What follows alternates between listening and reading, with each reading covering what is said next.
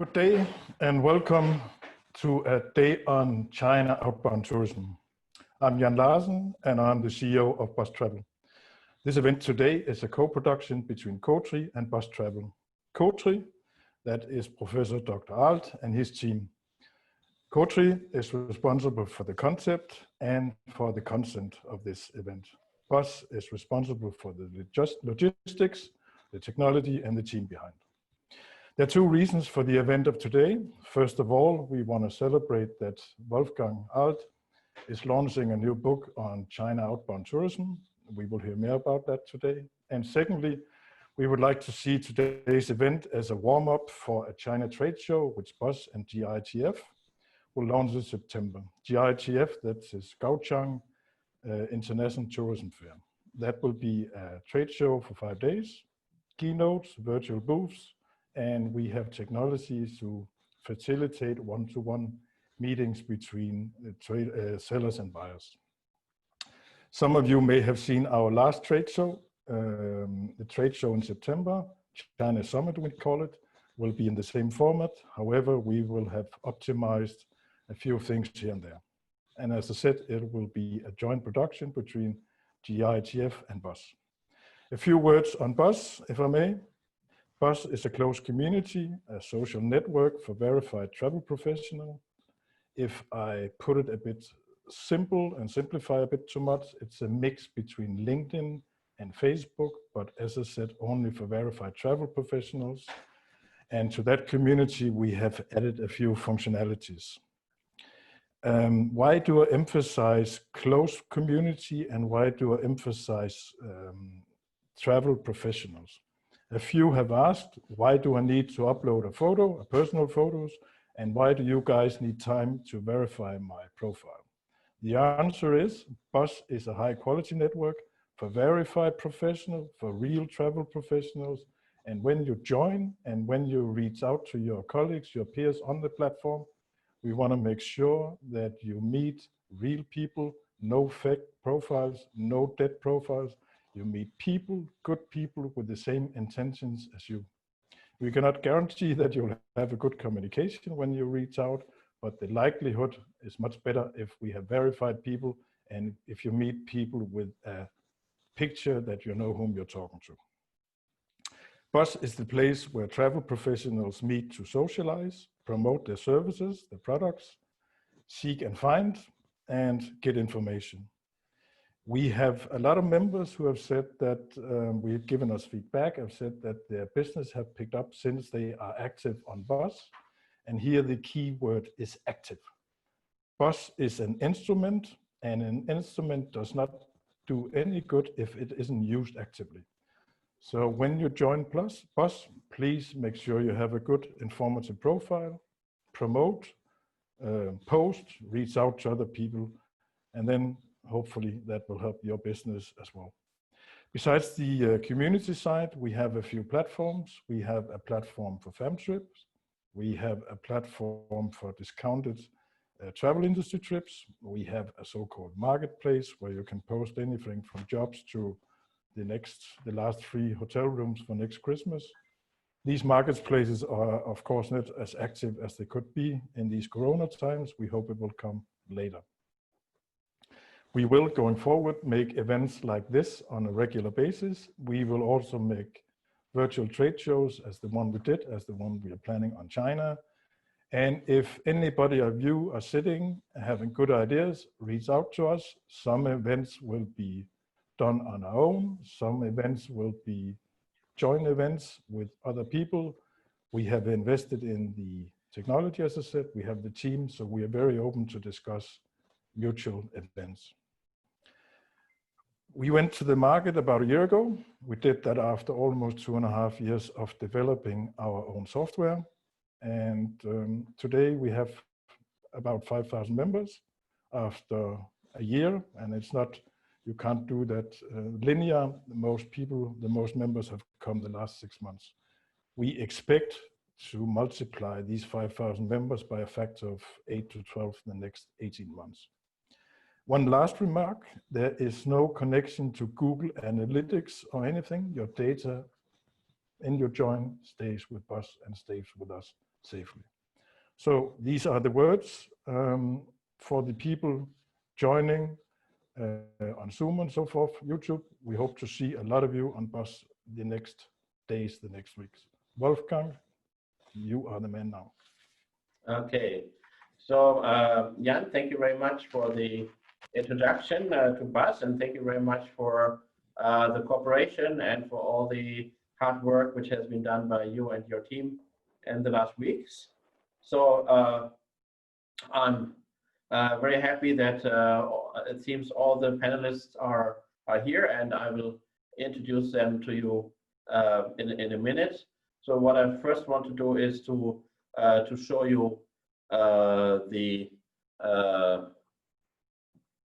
program of the event quickly, and then we will have a short presentation on how the situation is from the way we are seeing it, and as Jan has been mentioning, of course, in the book we are celebrating today what is the content of that, in a few points of that.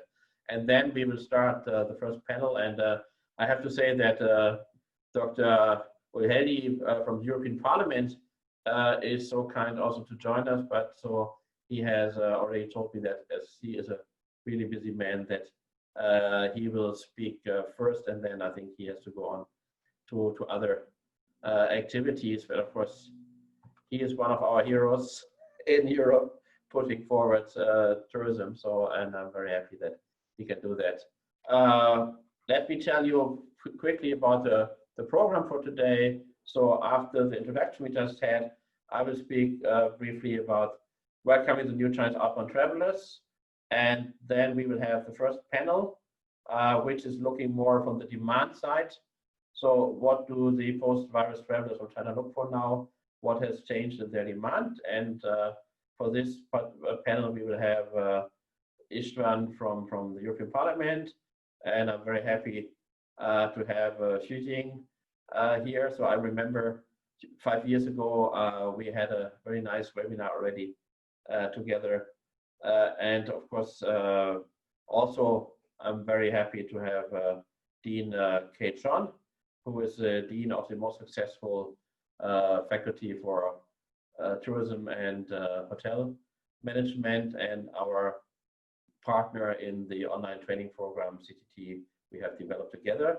We have Roger Chiu, also an old friend who for most of you will know in his former role working for Ctrip. Now he is working for Value Retail. And we have Matej Ritter, who is working for Budapest Airport. So, and we will have at the end, there will be a Q&A. So if you have questions, please use the chat function you will find at the bottom of your page to ask questions.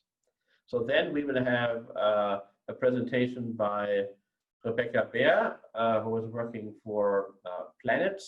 And so there are some new developments in the combination of payment systems with value-added tax refund, and she will give us an update on that before having the second panel, which will be looking from the supply side and the question how to prepare for the post-virus customers from China and how to use the new paradigm we are trying to develop for successful business. And for this, we have, I'm happy to say in the second panel, it's not only men, we have also some ladies here. So first we have David Cleary from EPIC Irish Immigration Museum. We have Nicolette Todd from Budapest Airport. We have Rebecca from Planet, and Ghazi Haxia. I hope he has successfully joined by now.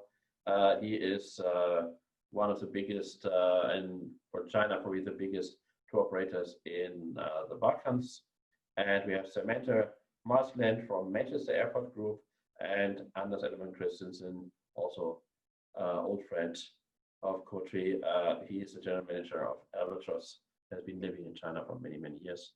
And again, we have a Q&A. And then at the end, so don't go away, we have a lucky draw and we will give away 3 copies of our new ebook, Welcoming the New Chinese Outbound Tourists, Guest Relationships with Chinese Visitors in the 2020s. And at the end, of course, it's for the host, for Jan Larsen from BUZZ, to say the final words. So this is a program. I hope you have time to join. Let me say that this is also live streamed now on Facebook and YouTube. And if for some reason you can't follow the whole event, this of course will be also put on the YouTube channel, so you can also look at it later on. Even so, of course, I hope you can join and stay with us now. So brief introduction very quickly. About who's talking to you. So I've been working with China for many, many years. My first visit to China was actually 1978, when it looked quite different from today. And I've been a tour operator, and I've been, until a few months ago, a professor for international tourism management. Yeah, as you can see, working in a couple of other functions, including being a member of the UNWTO expert panel and being a fellow of the International Association of China Tourism Studies in Guangzhou and some others. What is COTRI doing? Well, in a nutshell, COTRI is trying to help people outside of China and companies and organizations and governments outside of China to make Chinese travelers happy and to earn money in the process, and to develop the own country or the own company in a sustainable way in the process. That is probably enough. And as I just mentioned, so we have, I think, an important tool for this is an online training called China Tourism Training. We are offering together with the Hong Kong Polytechnic University School of Hotel and Tourism Management, which is organized in 5 different verticals, and so it is certainly something you should look at. And so looking at the situation as it is today. So first of all, the reasons why the Chinese have been traveling so much in the past have not changed. And all the surveys are saying that the Chinese are very eager to come back onto the international market once it becomes possible again. And domestically, we can see that actually in China, tourism is in full swing again. So you can see the picture. We had more than 100 million trips only in the first week of May, which was a holiday week. And for the Dragon Boat Festival now in June, we had within 3 days 80 million people traveling again. So China is probably the country in the world now with the highest number of domestic tourists. So just on one slide, some trends and how have they been influenced by the current situation. So the green ones are the ones which are continuing and will continue in the future, namely a further segmentation of the Chinese outbound tourism source market, more customized and self-organized tours. And in the interviews with all the panelists who are also in the book, I think everybody agreed that this is a trend which will go on. We see a movement from quantity, trying to put as much content into a trip as possible, to quality, to have deeper experiences and slow down a bit.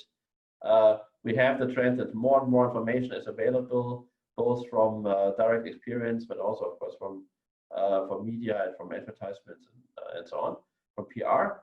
And we see, and this again has been pushed forward by the lockdown, that the use of technology, the use of cashless payment, for instance, it has been increasing even more in China.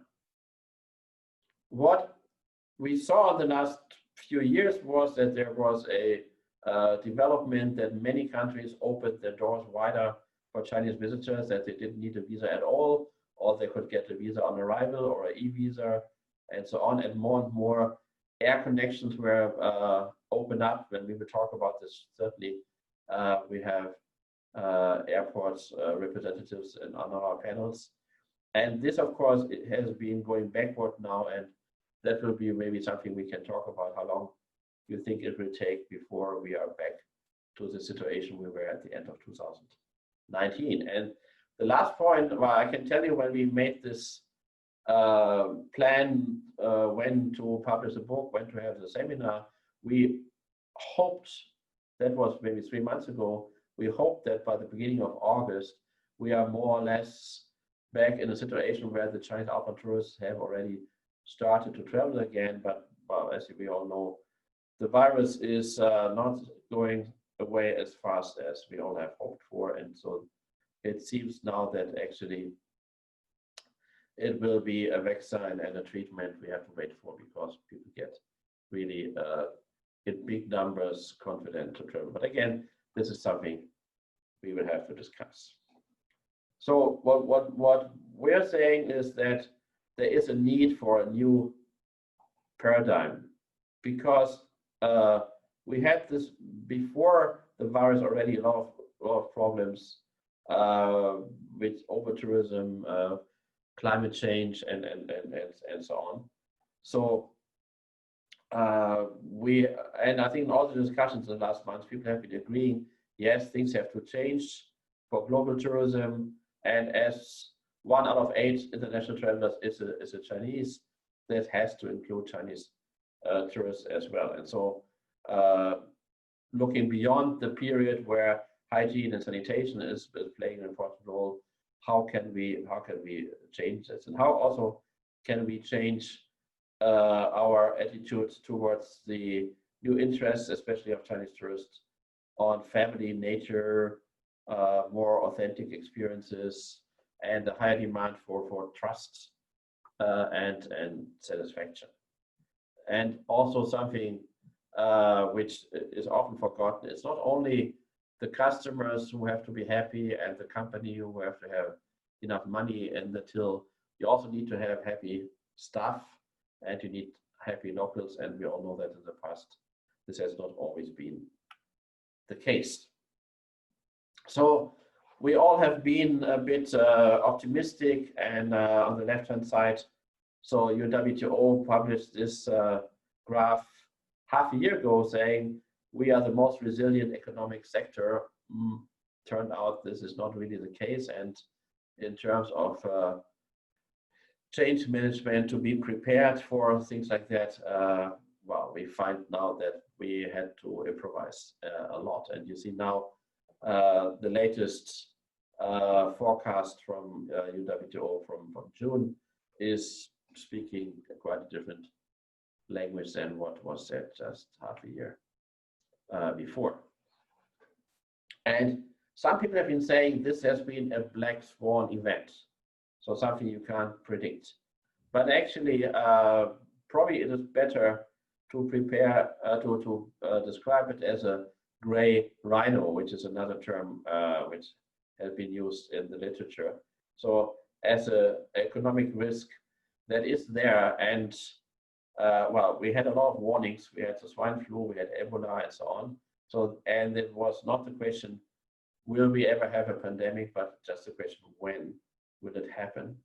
But it seems that there was not enough preparation for that. And also, it's not only the virus, of course, it is also that we can see that the number of trips have increased 5 times in the last 40 years.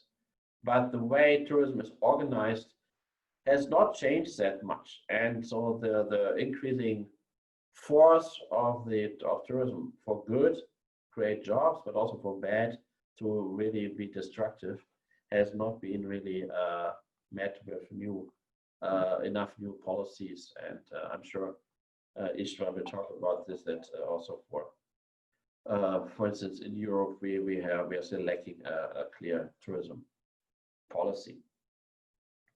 The Chinese have often been named as a culprit, so that they, because, well, if they travel in the group, they stick out so that that there are the culprits for over tourism. And also from our surveys, we always found that Chinese travelers are thinking, oh, we are walking wallets, so they like us when they come and pay money, but they don't really like us as persons, and we feel a bit second level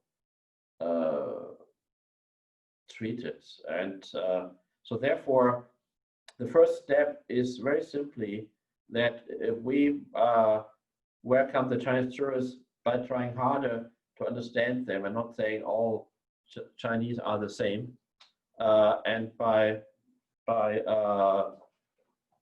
accepting that they are diverse and that they are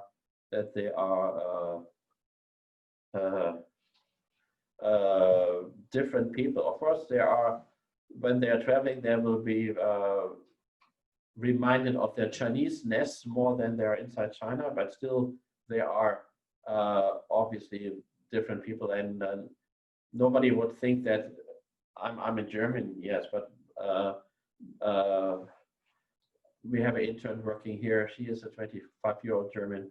We are not the same people. We are not having the same demands when we go traveling. So for Chinese, surprise, surprise, it is exactly the same.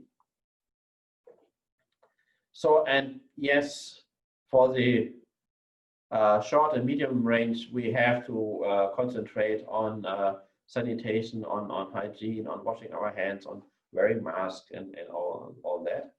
But I think we have to look forward, and we have to find a way how to organize a win-win-win-win situation, and that means a better development for guests, for hosts, for staff, companies, and of course also for, at the end, for the planet. And one of the approaches I think we can clearly see as a way forward is to have closer guest relations and to move away from spending all the money on social media marketing and moving from KOLs, key opinion leaders, towards KOCs, key opinion customers.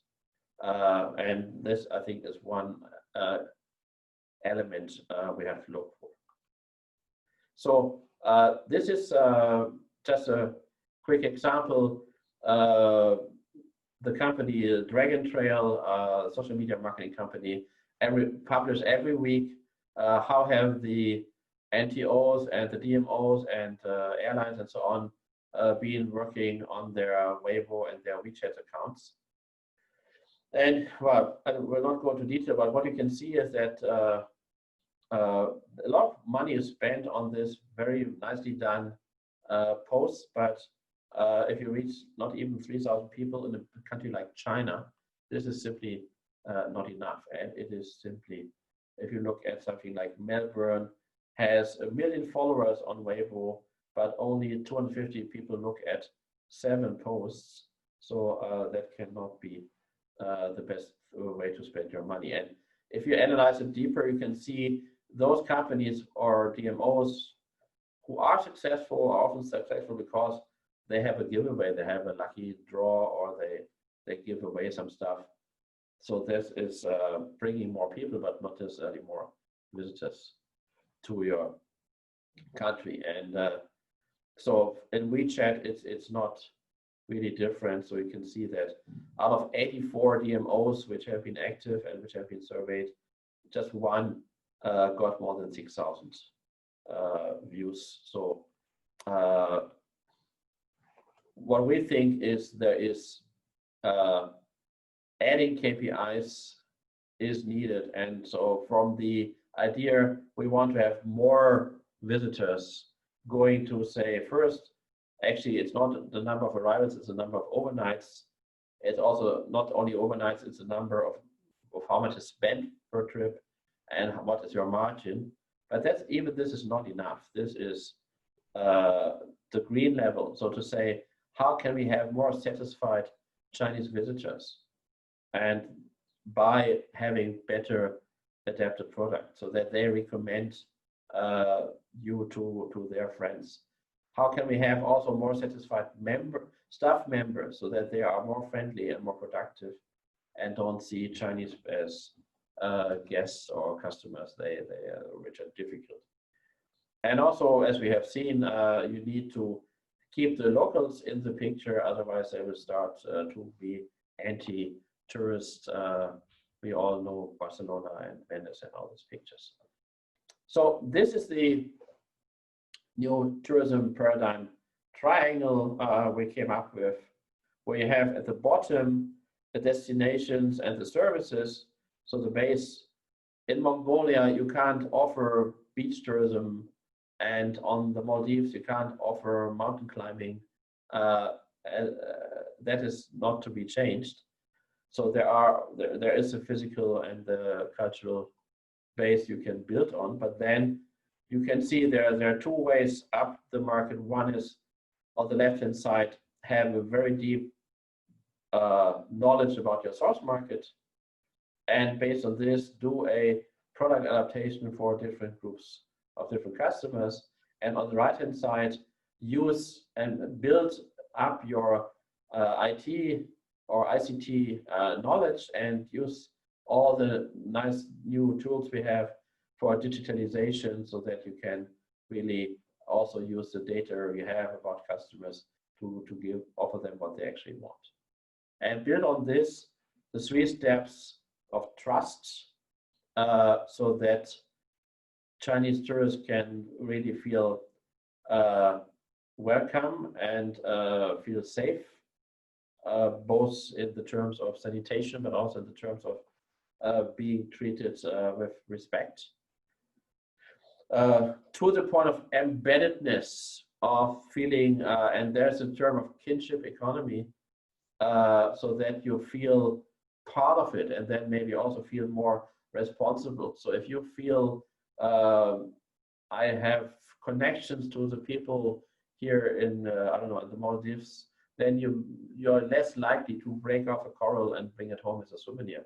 If you think, okay, these people are somehow I belong to them. They have included me in their social structures. And on the top of this, have the KPI of satisfaction. With you can measure this with sentiment measurement and so on, so that you have people satisfied. And of course, at the final goal, we have personalization, offering exactly what the customer wants to each specific customer. So this is in a nutshell what we think how we should move forward, and especially for the Chinese market, because the problems have been bigger than in other markets, and it is the biggest source market, and probably will be, or certainly will be, the biggest source market in the world again. I just have been told that there have been a lot of questions if these slides will be available afterwards, and the answer is of course yes. So one, the whole thing today will be recorded, so you will have a video, but of course also if you want to have a set of the slides, just inform us, and we are happy to share this with you. So some practical part, and then I will finish. So the post-virus Chinese outbound travelers, according to a lot of surveys done by many companies in China, are more keen than before on family travel, on nature experience, of experiences instead of shopping, on traveling to not so overcrowded places, to get in more contact with the locals, and short-term, of course, hygiene and sanitation. So they want to trust the hosts, so who need to show their engagement with the market, their sympathy for the visitors, just by being interested in them as a person.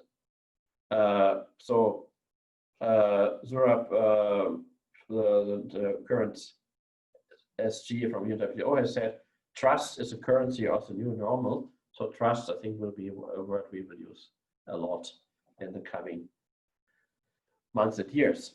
And embeddedness as the idea that based on the work of some Hungarian economist, Mr. Polytechnic. So the post-virus Chinese outbound traveler wants to feel embedded in the local destination, the local society, in the hotel, so that he is treated as somebody who is really welcomed. And you can do this, for instance, by simply staying in contact with that. So in our work, very often we found that people working with Chinese customers, they don't know where in China they're coming from. They don't know certainly their names or their email addresses, so they cannot stay in touch with them. They cannot give them specific offers. So that is simply what if you do that. And to finish, satisfaction by giving Chinese what they're interested in, and maybe extending what is your service and rethinking what is your service.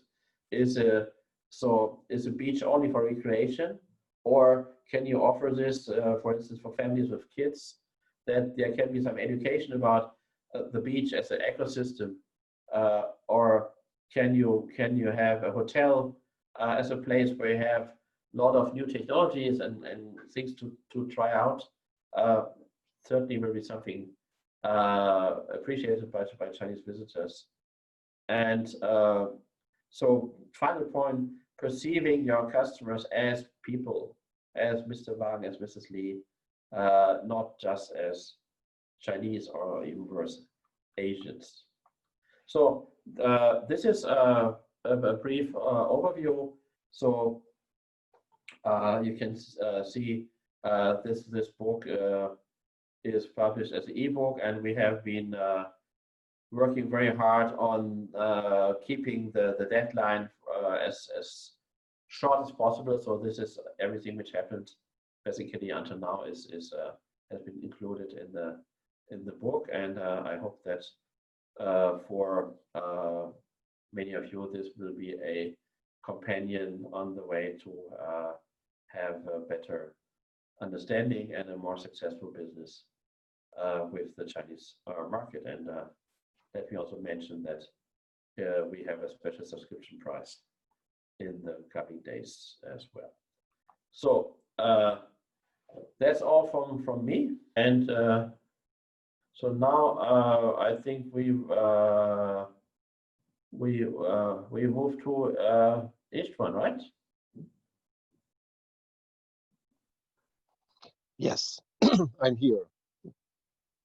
Okay, so we said because you have some other appointments, so that we you asked that you can give your statement first, and then if you have time to stay, of course, happy to have you stay. But so maybe my first question for all the panelists, maybe you can also give a brief introduction about yourself.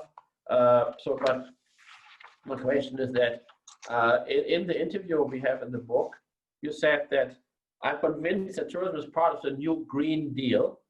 So sustainable, smart strategy is needed in our beloved tourism. Can you explain a bit what you mean by smart strategy from your point of view? Thank you so much. Good morning, everybody, dear colleagues. Daja Hao in the Chinese Mandarin. I would like to send you my greetings from Hungary.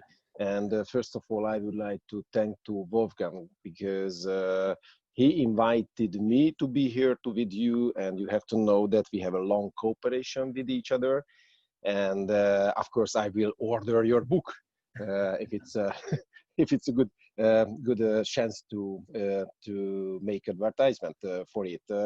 So I will answer you, but of course I have a longer speech about the situation in Europe. I don't need 1 hour, I need only 10 minutes, but maybe it's important to know what and how we are thinking about the tourist policy in the European institutions. The main question of today's seminar is crucial, how to restart the outbounding tourism from the third countries, especially from China. And of course, we have the experts here with us today. We all know the shocking figures. We have all realized the economic loss caused by the COVID-19. Of course, we have to think about the 27 million jobs in the European Union, which are related to the tourism industry, and millions of jobs are in danger now in these months. And we have to think about that, what will happen with us in not only in the European Union, but all over the world in the tourism industry, if we will have more and more crises. I'm vice chair of the TRAN committee, which is the Transportation and the Tourism Committee of the European Parliament. At the same time, I'm a volunteer special ambassador of the UNWTO to the EU institutions. Most probably you remember the EU-China Tourism Year, which was my initiation in the European Parliament. And the European Commission implemented that annual program, giving much awareness to Chinese outbound tourism. And I'm also a member of the European Parliament China delegation. So I have deep understanding on the EU-China economical and political cooperation. Overall, we founded the OBOR committee, which is the One Belt, One Road EU-China tourism, cultural and education committee to facilitate the relations between EU and China. Last month, and now I will start to tell you some information about the European institutions. Last month, the European Parliament supported and voted in favor for the agreement between EU-China civil aviation safety. The negotiations has happened during the past 4 years, and we worked on hard to have it supported by the MEPs. I think it is an important step concerning the future of tourism, and especially for the outbound tourism. And let me tell you some of the latest results from Brussels. Immediately after the first week of the crisis, we defined 3 main fields where immediate actions should have been taken. At first, guarantee immediate access to liquidity and support businesses and consumers in the challenging initial phase. As I told several times, we must put tourism on ventilation machine. Secondly, lay out concrete plans for the recovery plan, recovery period. And third, devise a long-term future strategy that goes beyond the COVID-19 crisis, setting the foundations for a new, smart, modern, and sustainable EU tourism and travel sector. And I was listening your speech, and you mentioned several good examples how we can change our thinking about the tourism business to be smarter, to use all the European destinations, to use modern technology, and think about the Green Deal, which is, I hope, after the crisis will be again the most important project of the European Union. As a father of 6 kids, I had to think about them future. And they would like to also make, for example, business in the tourism. So they need good tourism, but they also need our globes, and they need good life. So we have to continue the Green Deal with a smart tourism strategy. You're probably aware of the complexity of the decision-making process in Brussels political hub, where we have the 3 main political institutions. I learned again a lot in Brussels the last half a year, how difficult to make coordination between these institutions. But we have to make this practice, and we have to do it again and again, because the European Union and, for example, the tourism industry need very quick decisions. We don't have 3, 4, 5 years to change if we need some changes. Even we have a representation of tourism in the institutions. The main role of the Commission was to coordinate among the member states on border control and restrictions, as tourism is a national competence. As a tourism advocate, I'm fighting during the last 6 years to have a common European tourism policy. The main problem, which stays in many cases concerning the opening of borders in the possible second wave of COVID-19, that national reflections and old mechanisms arrive first.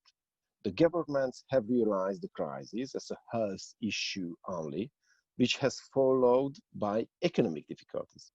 While many colleagues in the European Parliament and even the European Commission wanted to have a coordinated approach and solutions on the European level from the beginning, we need common guidelines and protocols at least. There were several decisions where the EU institutions worked together from the first moment, like concerning the airport slot regulation, where within 10 days we have changed the existing legislation to avoid the flights of empty planes. Concerning the consumer rights and the questions of travel vouchers, we acted together.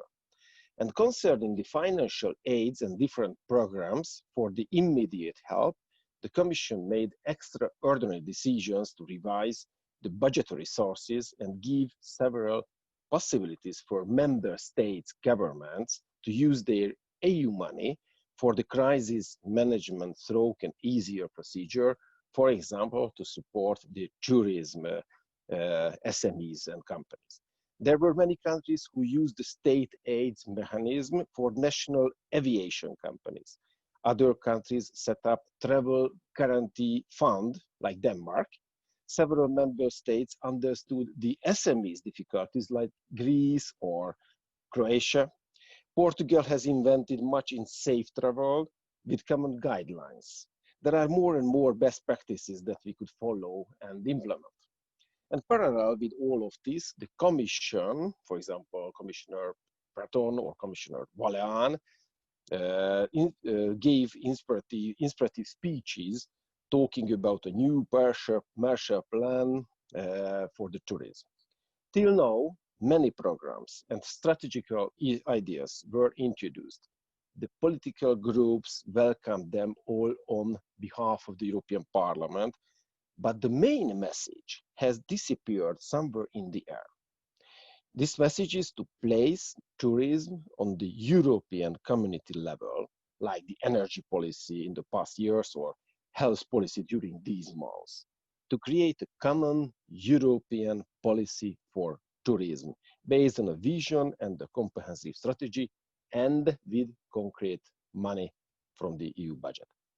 I completely do not understand why the Commission, the Council haven't recognized that in several policies we need to have to define common European policies.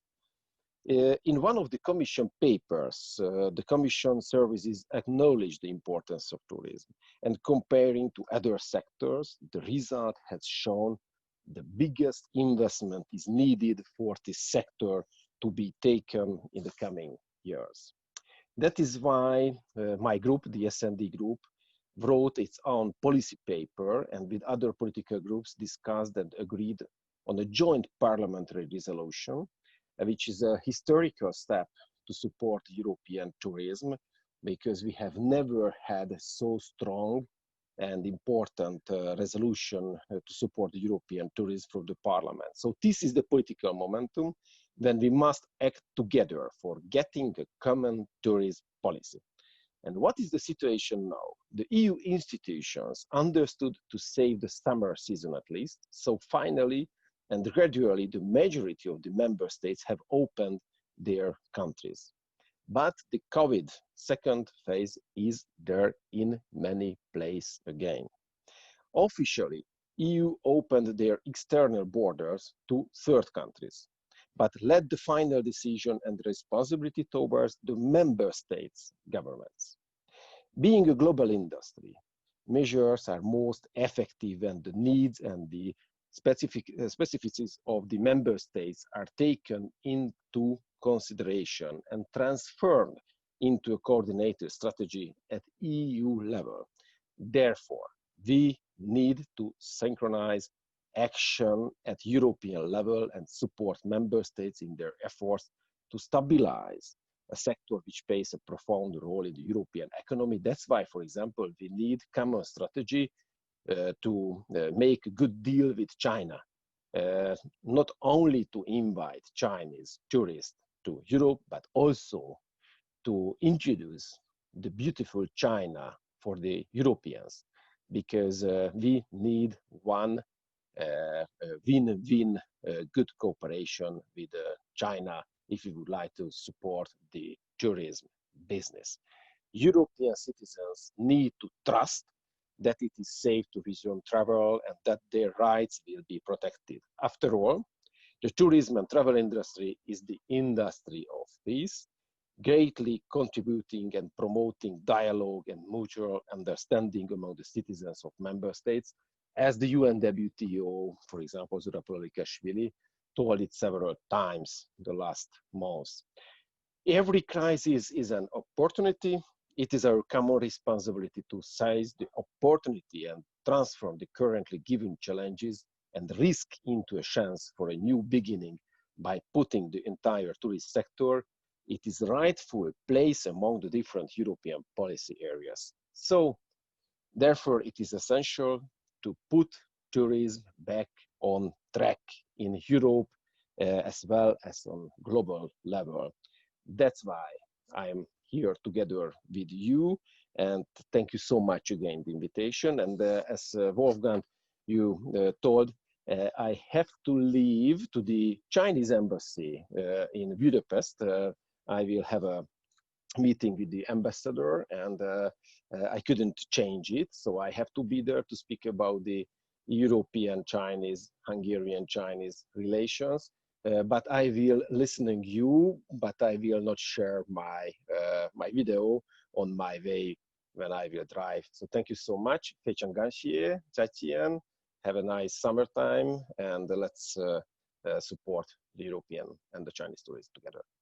So yeah, thank you very much. Best regards to the ambassador, and thank you very much, Istvan. I think this was a very nice overview about what has to be done, and also that I think many people agree that this is overdue. So this is something which needs to be done, or should have been done even earlier. But yes, you are certainly one of those people pushing this, and so that is, yes, opportunity coming out of a crisis. We heard this many times, but there might be some truth in it, actually. Yes. So okay, thank you very much for that. So let's start the regular panel discussion, and maybe I will start with Jing first. And let's, I think, jump right into the discussion. Jing, you wrote in the answers to the interview, less is more. This is a principle we should follow again to a bigger degree. Some people have been saying that means we have to increase prices. So there was an article in The Guardian saying tourism is a luxury, and people who want to be tourists, they have to pay for it. And if they can't afford it, bad luck for them. So this is probably not what you mean by less is more. So maybe you can give us a short introduction of yourself, and then maybe can elaborate on this a bit. Thank you very much, Wolfgang. Let me start by, first of all, extend a word of thanks to you, Dr. Arlt, as well as to our friends from BUZZ.travel, and especially to Jan, for inviting me as a guest speaker in here, as a panelist in here. And congratulations, Wolfgang, because I think this is extremely important, and your seminar and the launch of your eBook is very much timely, in a sense that we reflect ourselves on the Chinese market, but more importantly, we look forward to the futures, not only to the next 12 months, but into the next decade. So once again, hearty congratulations to you. I have sifted through your eBook, and I certainly echo the sentiment expressed by my friend Istvan, that the book is very rich in content. And even me being a Chinese, I think I need to go back to the details of the book and update my knowledge as far as the content of the Chinese outbound market is concerned. But I cannot only extend a word of thanks here to you, but also to our friends and the team in the BUZZ.travel, whereby I also congratulate your initiative of creating such a nice network of professional chit-chatting, and that is very important nowadays. Yes, it is flooded with a lot of webinars and all these, but the solid network of this kind is what we need at this time. And also good to see my old friend Kaye Chon. A long time no see. I think we're all in the same situation whereby no one is traveling. So I send my warm greetings to all of you from the sunny Madrid. Let's hope that physically we will be able to meet each other one day as soon as possible. Now, before Wolfgang, I address the issue of less is more. Perhaps I can also share a few points, but I'm fully aware of the time constraint. Number one, when we look at the Chinese market now, like we look at all markets of source countries, the overall situation has to be looked with bearing in mind the hygiene and the health concern factor. No one can avoid that. And the overall tourism situation has to be linked with the situation of the health issue. It is not very stable. We would like to be more stable, but it seems that one step forward, certain countries improve, but 2 steps backward, other countries get even worse. So whatever matters that we discuss as we speak, this is the overwhelming factor that will impact and will continue to impact our discussions in planning terms, in recovery terms. And this is not only to the Chinese market, and destinations around the world may be a little bit too over-optimistic when it comes to the restart, to push the button for the new normal. So I would like to share this particular point with you. Now, you mentioned about less is more. This, indeed, I would like to look at it from a broader perspective, that tourism after the COVID-19 will no longer be the same.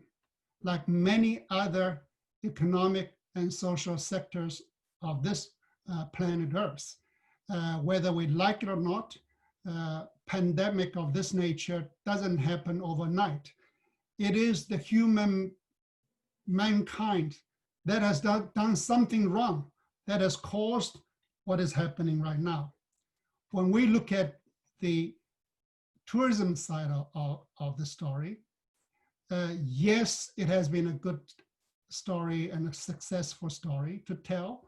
Yes, it is extremely high growth, but to what extent that we can continue like this, whether this whole concept of mass tourism can really sustain the next decade. This is where I actually shared my opinion, as many others also indicated, that we need to look at the social and the humanistic side of the tourism sector, rather than sheerly looking at the maximization of benefits, sheerly looking at the economic side of the tourism development.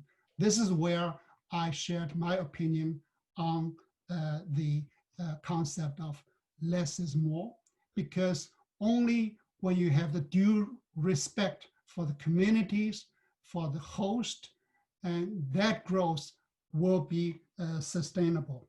And it is with that context that I think the line of change may be in the direction of more favoring nature, more favoring community-based tourism, and certainly the attainment of SDG through our force for good tourism sector will be more tabled, because we gradually realizing that it is only when it is the four-wing situations that all come together rather than separate that we will sustain this sector.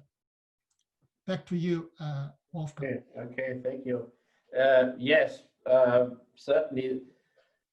There is, I think, behind this health and sanitation issue, as you said, there is a deeper issue of being doing things in a meaningful way, and that this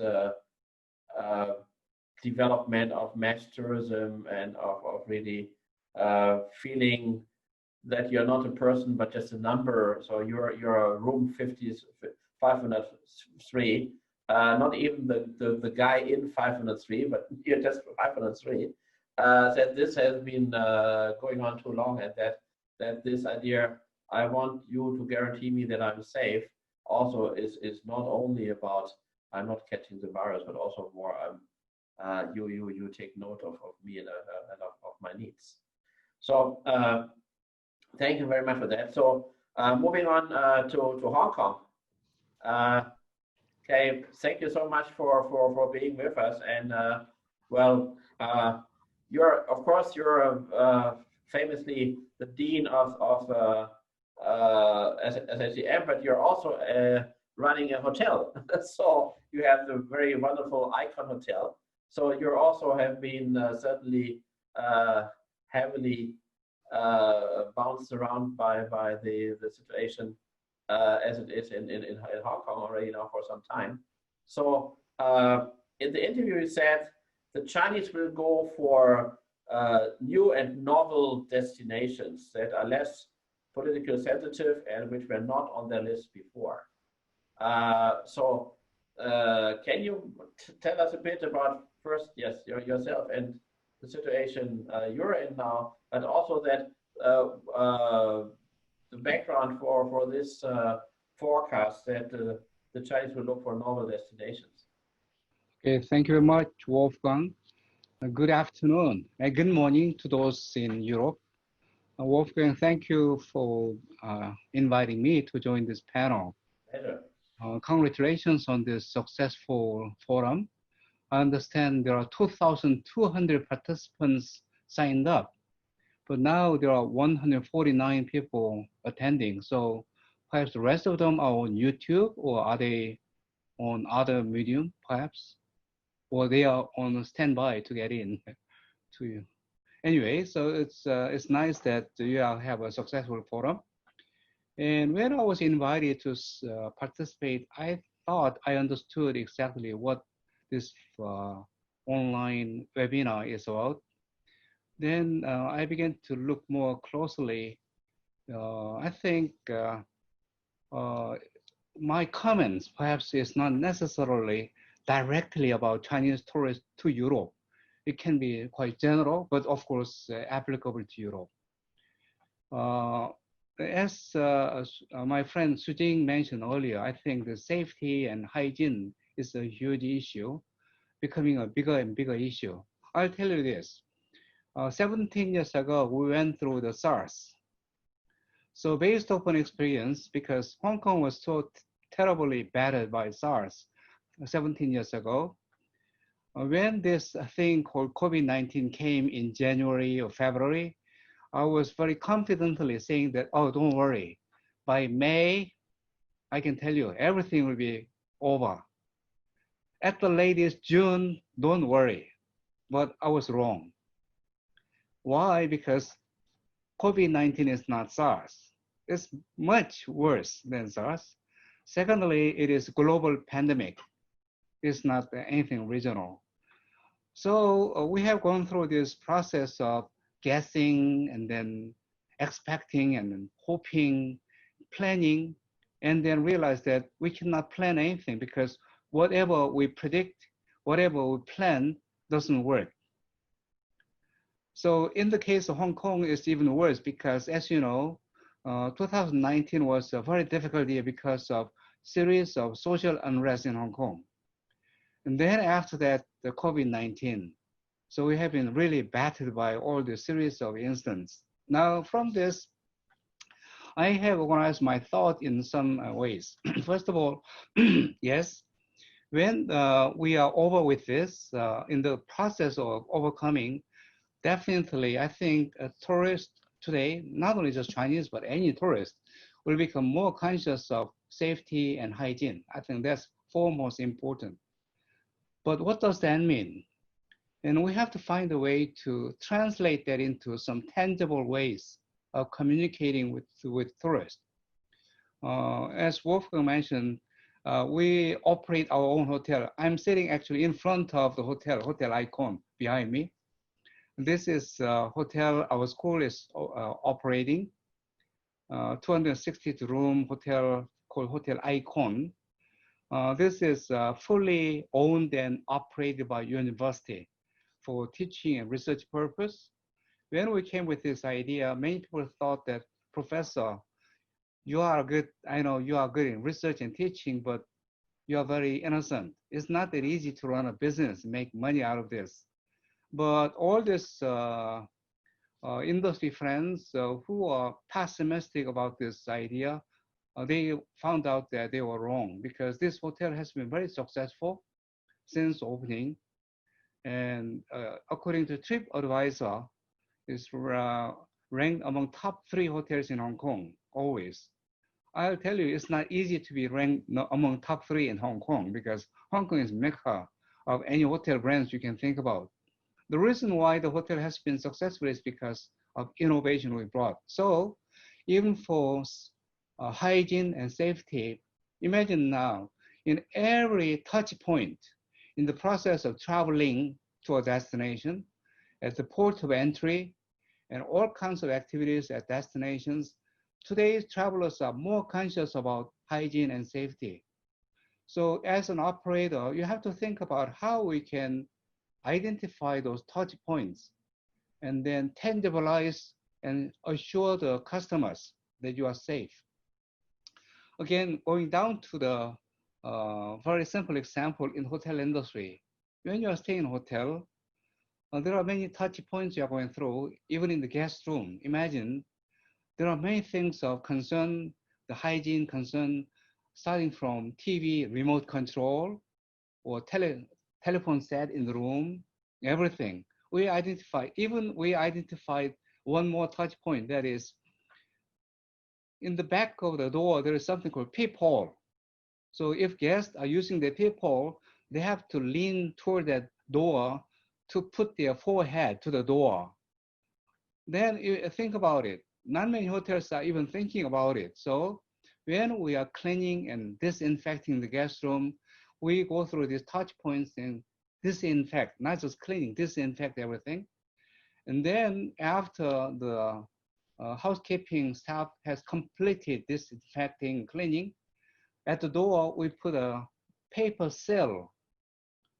The guest who is checking in has to break that seal to enter the room. So this is a way of assuring that this room is clean. You are assured.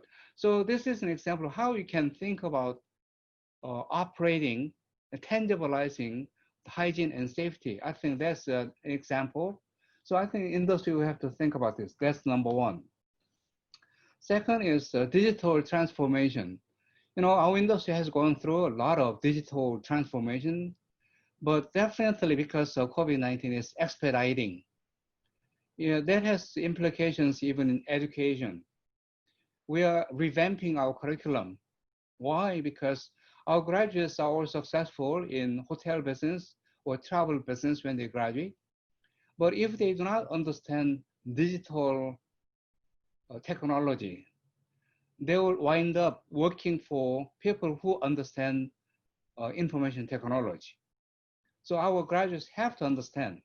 So take an example of marketing.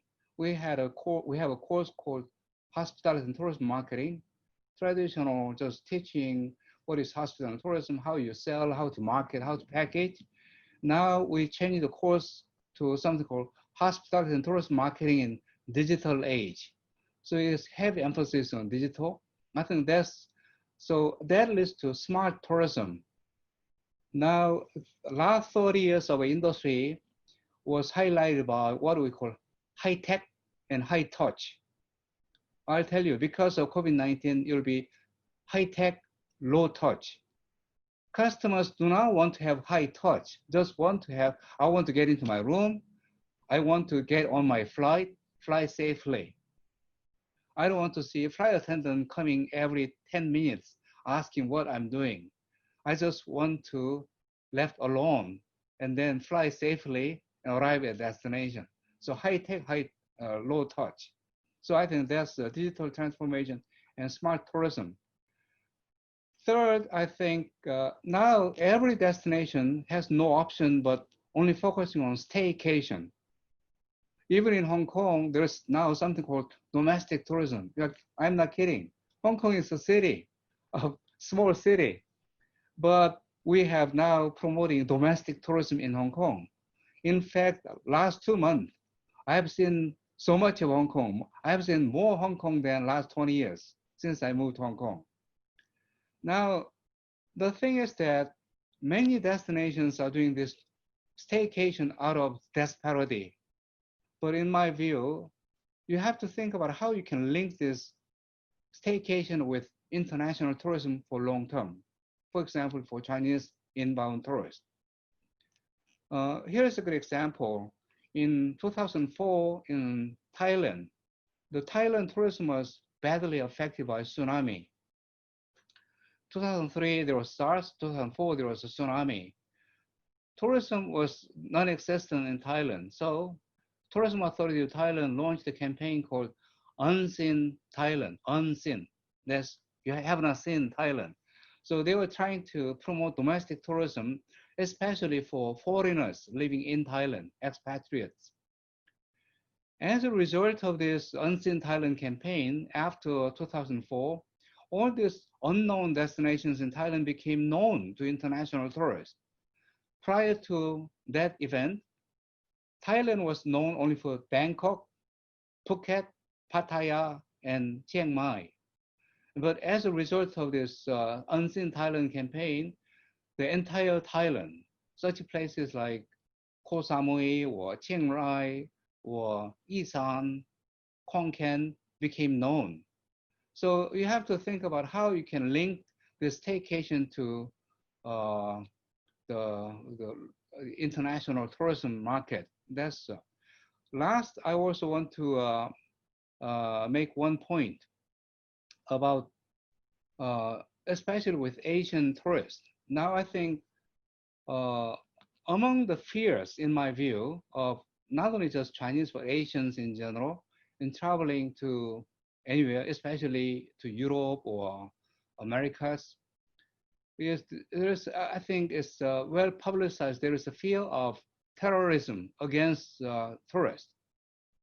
There are, in the Hong Kong media, often there is a report of how the Asian tourists have been violated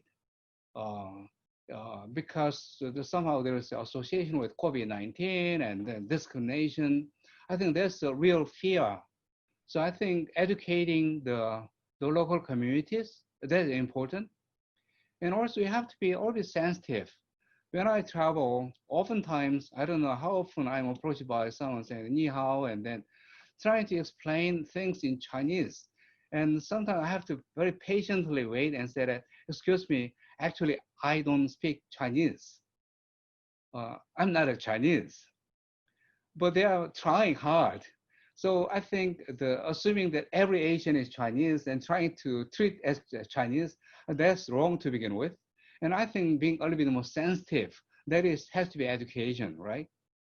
And then also it has with education in the communities. I don't know how often when I travel, I was ridiculed. not by kids, but some adults in front of their own kids. So I don't know what these kids will learn from parents. So I think these are things that, I mean, destinations, we have to really seriously think about using this opportunity to educate the community. So for the benefit of long-term tourism. These are my comments. Thank you very much. Thank you so much. I think this is, yeah, these are all very valid points. And of course, this is also what we tried to put into this point of embeddedness, that you have to bring the locals to see what are the advantages of having the tourists, and of course also to distinguish that not all Asians are Chinese, of course.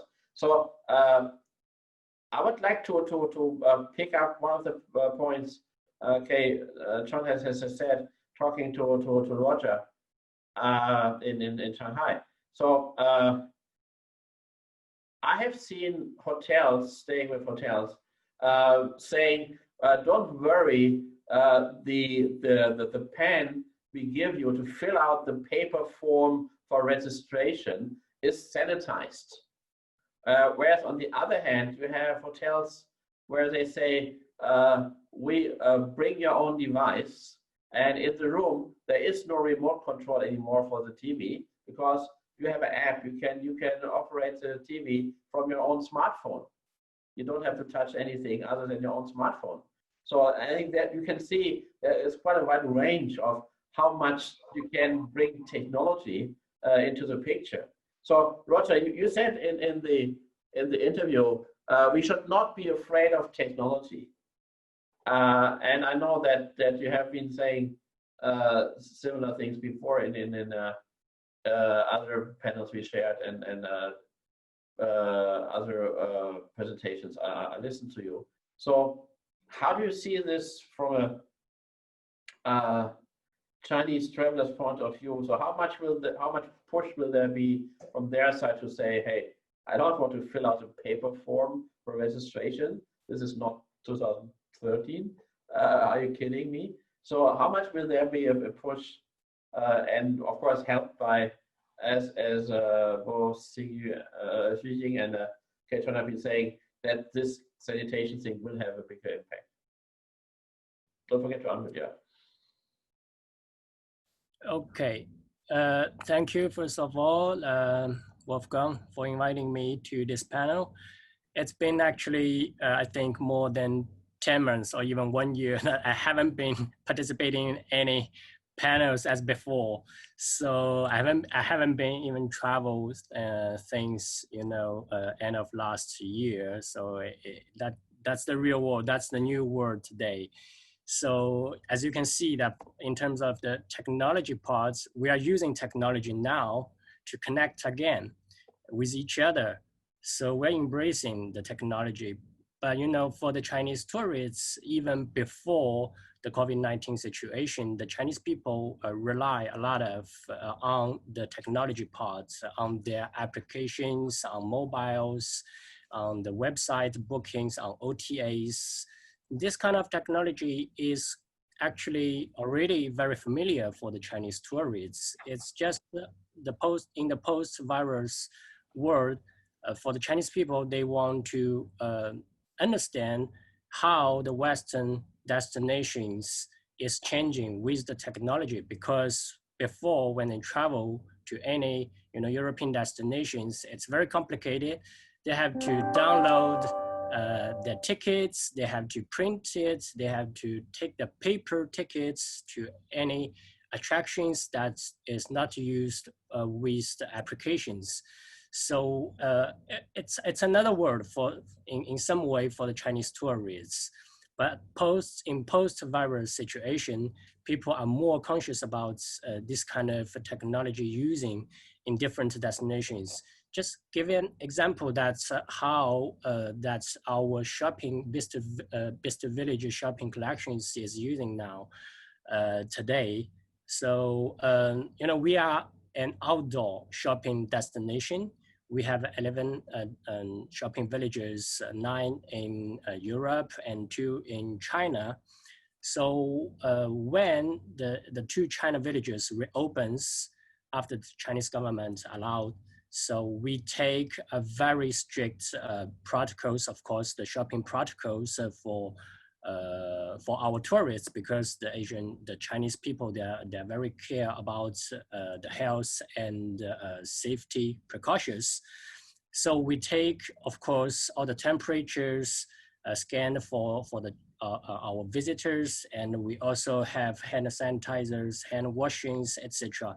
These are all the protocols that we are applying for all the villages. But more, we use technology as well in our European villages. You know, before there are long queue in front of, for example, a Gucci shop, a Burberry shops. People, they are getting very close to each other. But today, because of the shopping protocols, we have to keep, you know, social distance from each other, from other guests. So we develop, you know, in our application, we develop a queuing system, which means you can make a reservation for avoiding a queue in front of any stores you want to visit. You can just visit there at the time you make the reservation. This is a very, you know, very simple step for any companies, I think, to do that. But this is a real technology function or solutions that helps people in the post-virus situation to keep social distance and to have a better experience. Actually, we are now having a better experience than before, even than before, because before you have to queue among a lot of people, but today you know when to go, when to visit the shops. And even that, for that, before we use a lot of paper maps for our clients, so they just take out the papers. It's waste, of course, it's not environment friendly, but today we use applications, we use interactive maps to guide our tourists to say, okay, now you're in Gucci shops. If you want to go to Burberry, you can just check it on our interactive maps. And people have also a very good experience using technology. You don't even need to talk to any staff in the villages to understand where you are. So it also keep a low, you know, touch points to other people.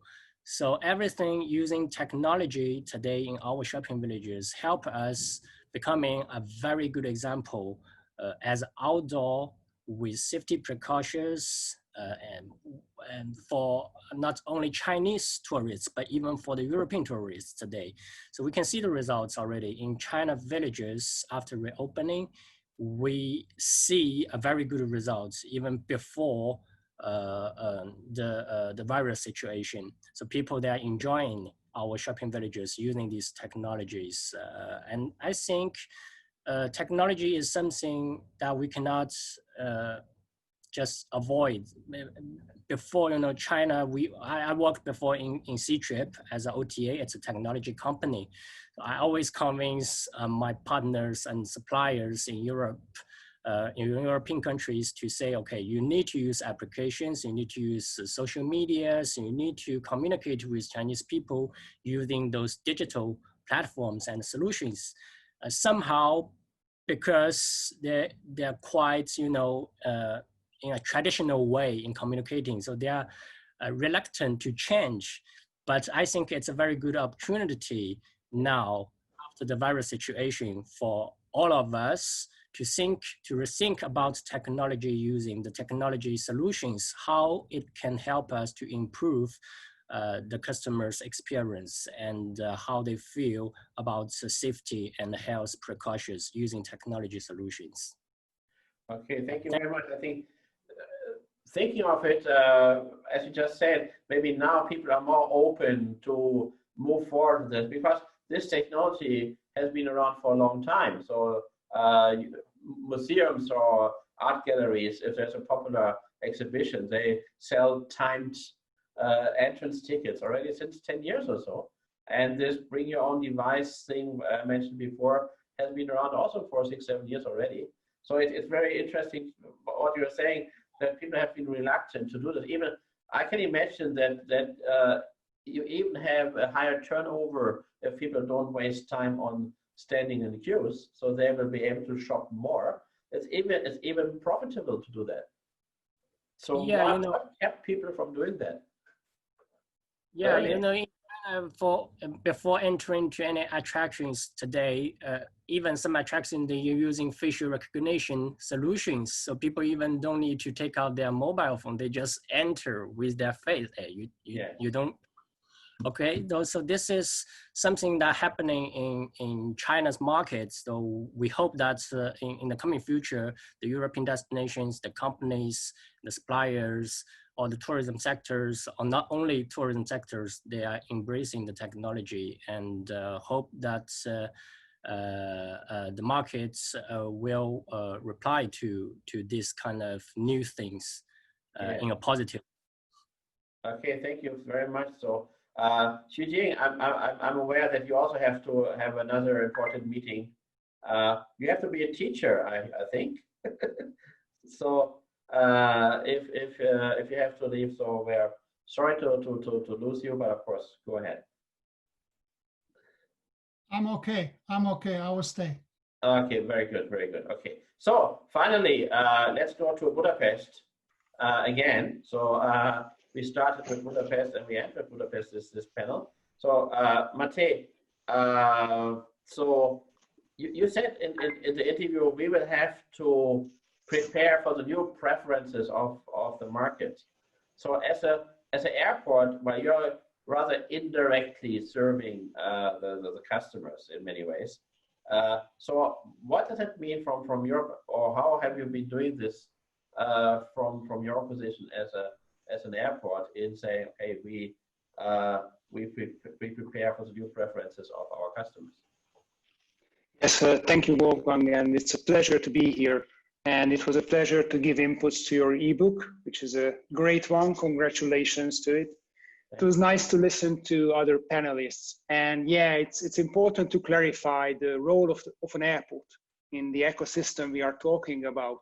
So I'm a member of the airline development team, and actually there's a commercial development focus of an airport, at least at Budapest Airport.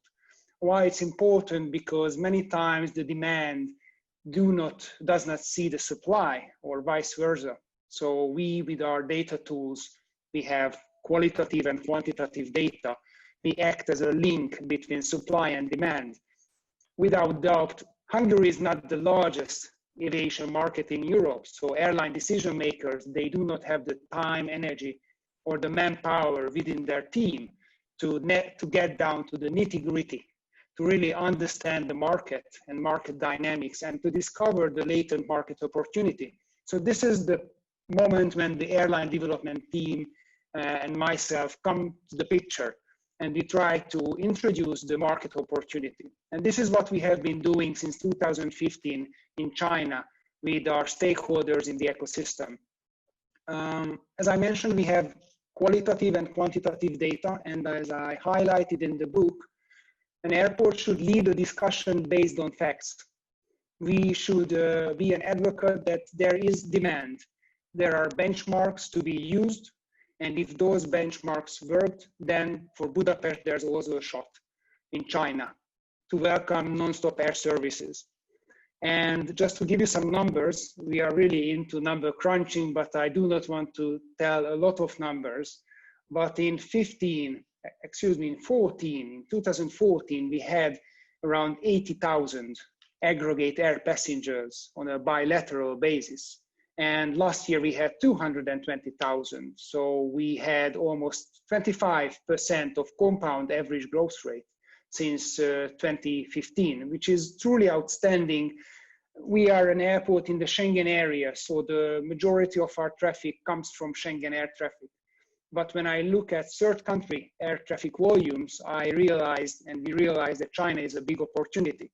But it's not enough to be aware that there's an opportunity. You have to communicate the opportunity towards stakeholders. And we also realized that without a strong stakeholder cooperation in China, we are not able to achieve our goals, which is to enhance indirect connectivity and to welcome new non-stop flights. Welcoming a new non-stop flight is not easy. Basically, last year we welcomed Shanghai Airlines from Shanghai. We were very proud of this achievement. But to be honest, we started the discussion with them in 2015. which is seen as a golden age of aviation between China and Europe. It was very nice to listen to the opinion of other panelists. I also believe that safety and hygiene, they are important. My colleague Nicolette in the afternoon session will tell more about how Budapest Airport did the homework to be prepared for Chinese tourists. But I must be the devil's advocate a bit, because price is also important in the recovery process. Do not forget that the pandemic has a very strong economic impact, which is true for all customers around the world, because it's a global economic recession what we are facing. We have to keep in mind that airline business is a capital intense and narrow margin activity. So as I mentioned in the ebook, long-haul operation is very pricey. You need a lot of financial cushion. And at the beginning of the spring, we projected that, well, state-owned Chinese carriers have strong financial cushion and should return June, July latest. Keeping in mind that June is the busiest month and many airlines, Chinese carriers, time the launch of the service to June. That was the case in Shanghai Airlines last year. And now we missed that timeline, and due to the fact that it's a narrow margin business to operate long-haul flights, we also have scenarios not to welcome Chinese carriers in the next 2 to 3 months, or even before winter, because winter time, everyone loses money in winter. There's not big demand. So scenarios should be prepared and should be updated on a regular basis. What would fuel the recovery? As I learned this week, some big OTAs in China, let's say Ctrip, still prefers to promote domestic tours instead of international tours. So they are essential to have Chinese customers again in Europe. And also it's important to highlight that the current lack of air passengers is not demand driven. So it's because of regulation, and our outstanding growth pre-pandemic, it's simply cannot evaporate in a couple of months, what has been built in the last years. So because of those factors, we have high hope that the recovery is achievable, but not in the short term. And as recently IATA claimed, they delayed the full recovery by 1 year to 2024. So there are a lot of questions and a lot of risks ahead, excuse me. But an airline should also lead the discussion to discover the problems in the market. So we must be aware of the passenger profile of those air passengers between China and Hungary.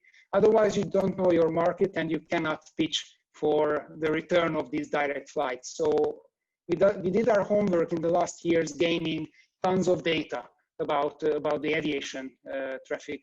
And now we should focus more to collect data, to communicate data, and to spread information among stakeholders, how much it counts to have a non-stop route. And just one last comment, we had the chance to collect very impressive historic data before the pandemic. Shanghai Airlines in 7 months of operation increased the air traffic between Budapest and Shanghai by 50%. 50% in a market which was already mature and well served by connecting airports in the Middle East or in Europe. So this 50% stimulation of the market truly justifies why there should be more freedom in air traffic between the European Union and China. Okay, well, thanks, Mate. Very, very interesting to listen to you. And I think, yes, as you mentioned, this is not only about economics, it's also about politics a lot. And so this is, we can only hope that with all the geopolitical things going on, that there will be, for instance, for Europe, an interest of the Chinese side to strengthen relations, which might then change. And we have seen this before, that policies can also be changed rather quickly. And so hopefully we're not talking about 2024 before we see that. That will be telling big trouble ahead for many of us. So so I think we can have a short Q&A session before then we move on to the presentation of Rebecca about mobile payments. So one question I saw, and anybody of you can answer that, is that, so we talk about providing sanitation and hygiene to the tourists, but we all have been seeing pictures, not of Chinese tourists, but of other tourists themselves not taking much care about these regulations. Some in Spain, and of course, if you look at all the pictures from Florida or from America, you think these guys are really crazy. What are they doing? So what is the expectation once the Chinese tourists start traveling again? And there are some countries open for Chinese tourists, like the Maldives opened on the 15th of July, and they have a policy. I was told that they bring like chartered flight directly from one tour operator, one group directly to Malé, and of course the Maldives normally have one atoll, is one resort, so it's very easy to have this isolated.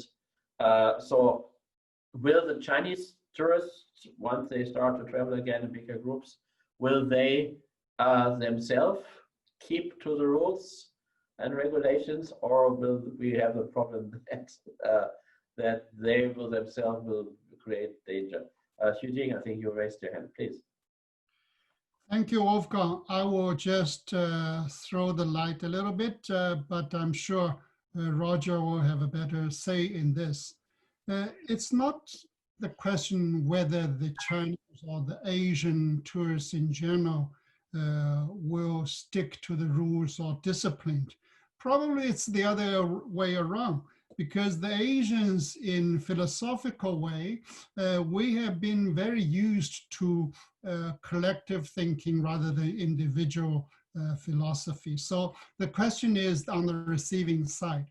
And therefore, I think any restart has to be gradual, and any restart will have to be progressive rather than aggressive.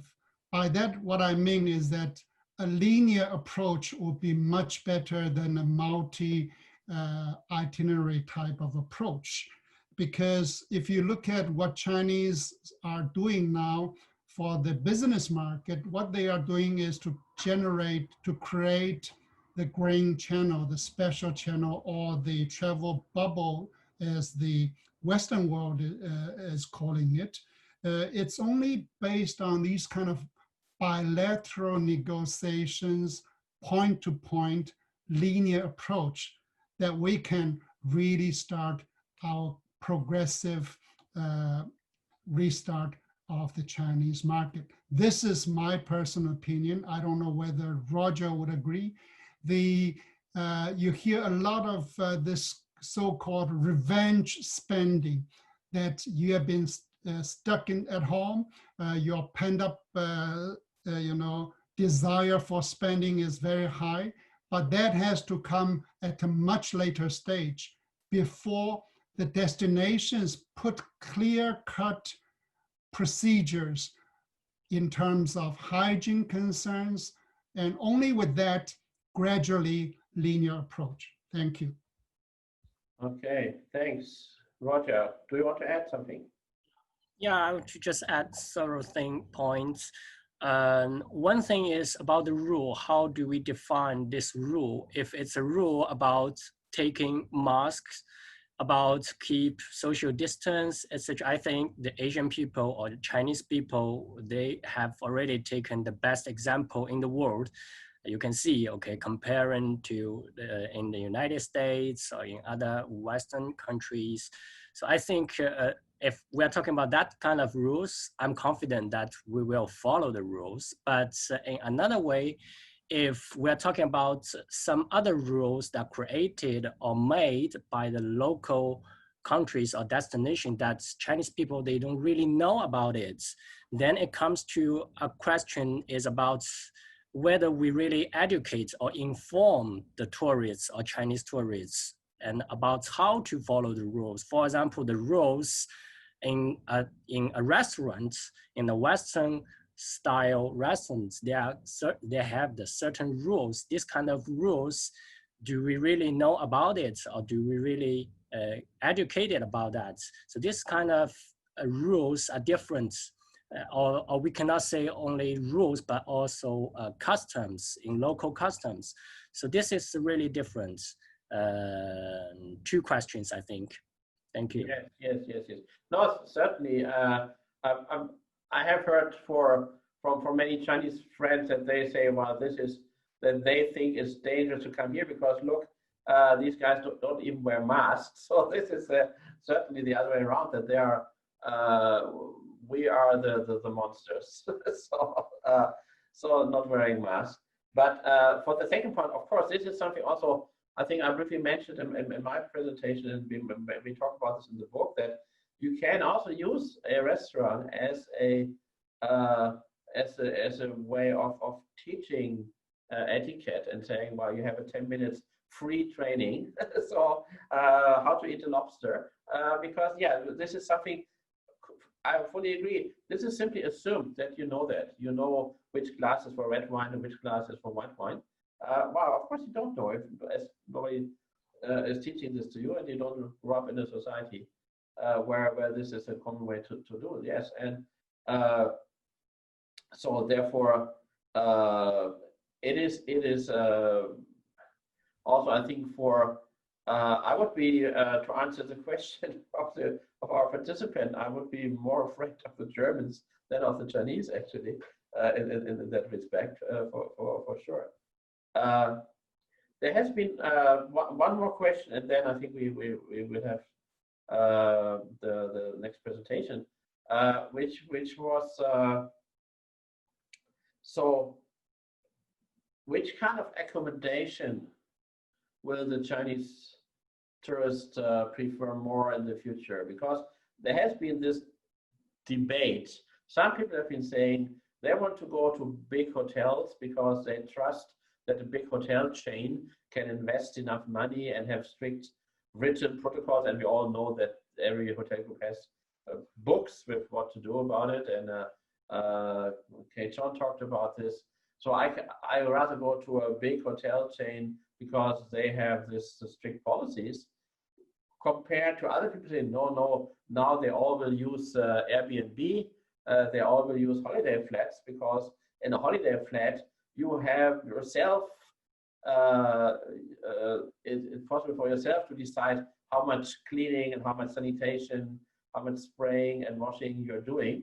So you don't have to rely on anybody else. You don't have to rely on an underpaid Bulgarian cleaning woman who is maybe not really happy with, not well paid, and is not doing a very thorough job. So if you have a holiday flat, you can be sure that you do all this stuff in a proper way yourself. So what do you think is which side of the argument you would take, that it's rather people look for smaller places now and for short-term rental, or they go to the safety of clear management methods? Who wants to start? Roger, you want to start? Okay, for the hotel bookings, actually, that is true what you said about the big hotel chains. Even in China today, for the domestic travel, we can see that more people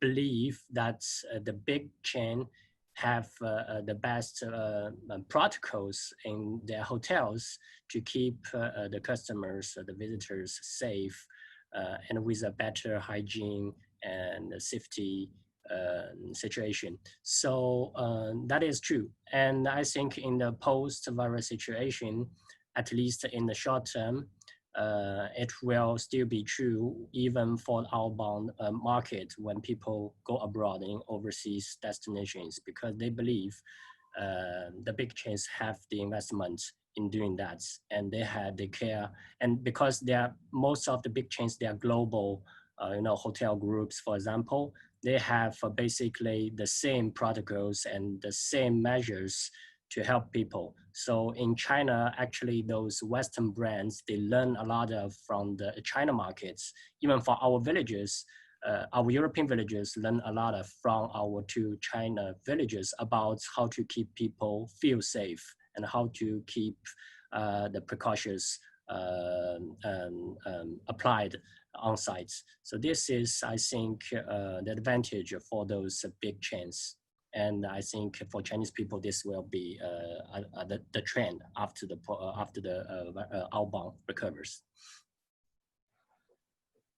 Yeah. Yeah, I just wanted to add, this is more from the accommodation sector to look at the market. But if I may, to look at it more strategically, looking into the future post-virus, I think it is a good opportunity, not only for the Chinese market, but for major source market, but particularly for the Chinese market, to have a shift, the shift going from the typical sightseeing, bling bling camera taking type or shopping type to more slow-paced, leisure-paced tourism. And this is where the opportunity lies within the European destinations, because a whole range of luxury products, the beach tourism, the sports-related tourism, the soft venture, and even rural tourism products, none of these are systematically been introduced to the Chinese market yet. It is always city hopping, it's always sightseeing, it's always museum visiting, but other products that have been there for decades for the European tourists, you have a good chance to introduce now. Thank you. Yes, I agree with that. So Matej, so we don't want to leave you out. So do we have any information from Budapest or from Hungary? So how the demand, has there been more people interested in Airbnb or short rental compared than before?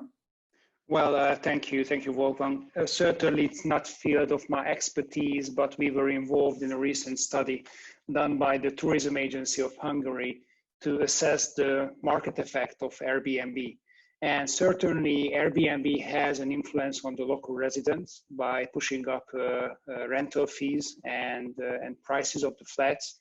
And now the pandemic, I think, and it's true in general, maybe gave a moment to all the stakeholders to assess market trends in the last years. Because when you're busy and things happening, you don't have time to really think of the right way of things should be going.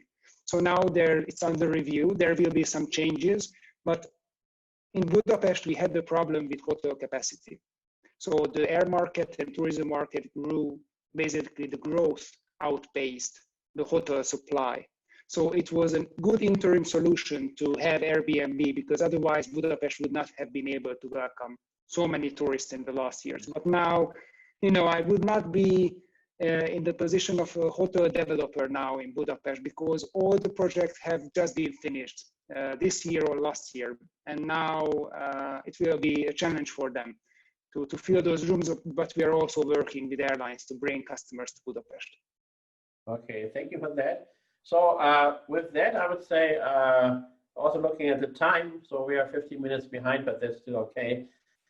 So that we finished the first panel. And again, thanks to all the participants. And I see in the chat that all your presentations and all your insights have been praised by many of the participants as being very helpful and insightful. So now we move on to, and maybe let me say also, yeah, if you have more questions, of course, you're still, we are happy if you write them down in the question and answer section, and we will try some of them. If you leave your email address, we will try even to answer some of them after the seminar is over. So saying that, so what we still have to come is a presentation by Rebecca Baer from Planet, talking about the very important topic of payments and value-added tax refunding and the new development there. And directly after that, we will have the second panel. And I welcome Ghazi, who just turned up, first time in video. Hi, Ghazi. So we are all here. And so don't go away. There will be a very interesting second panel following, where we will look from the supply side. So what is on our end as a host? How are we preparing for the new developments?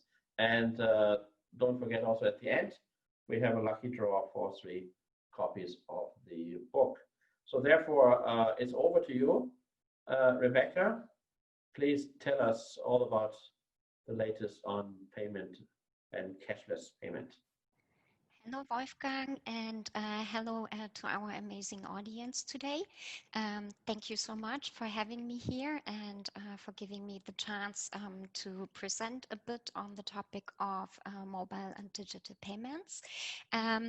It has been very, very interesting to listen to all speakers before, and one topic which was commonly mentioned here was that China, the world and China is getting more and more digital.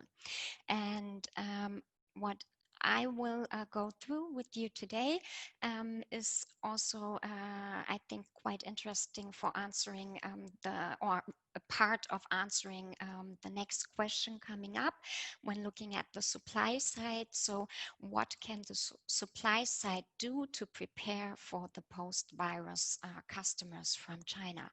And yes, so as already said, I hope, can you all see my screen?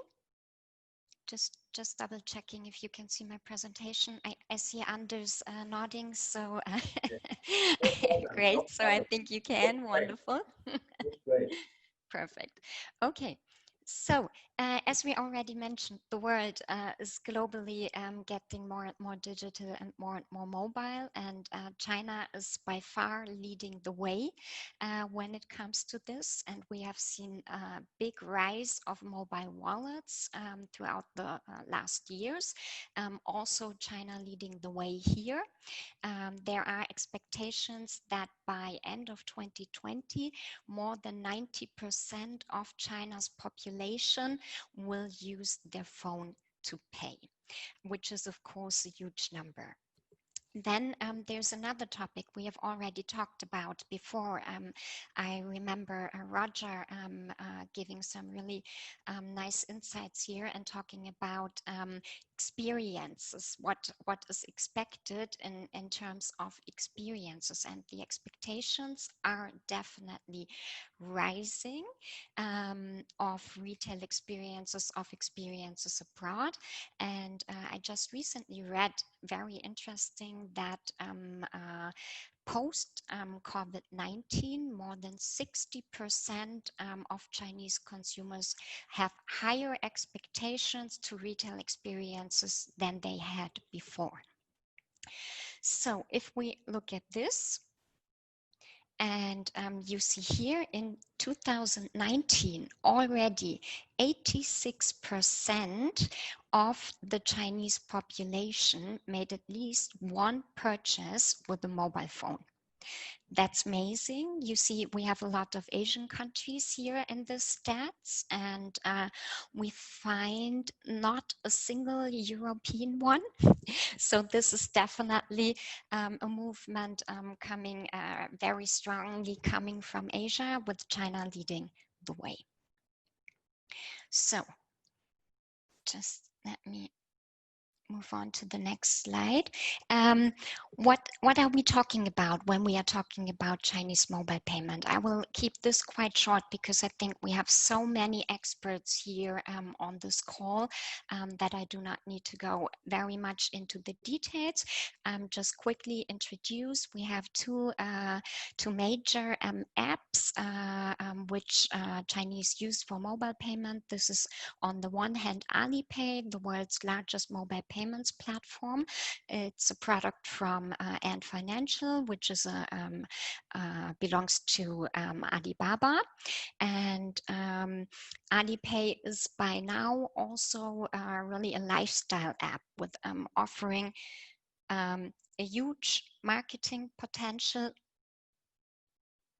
to merchants and businesses out there besides just the payment function. Then we have WeChat.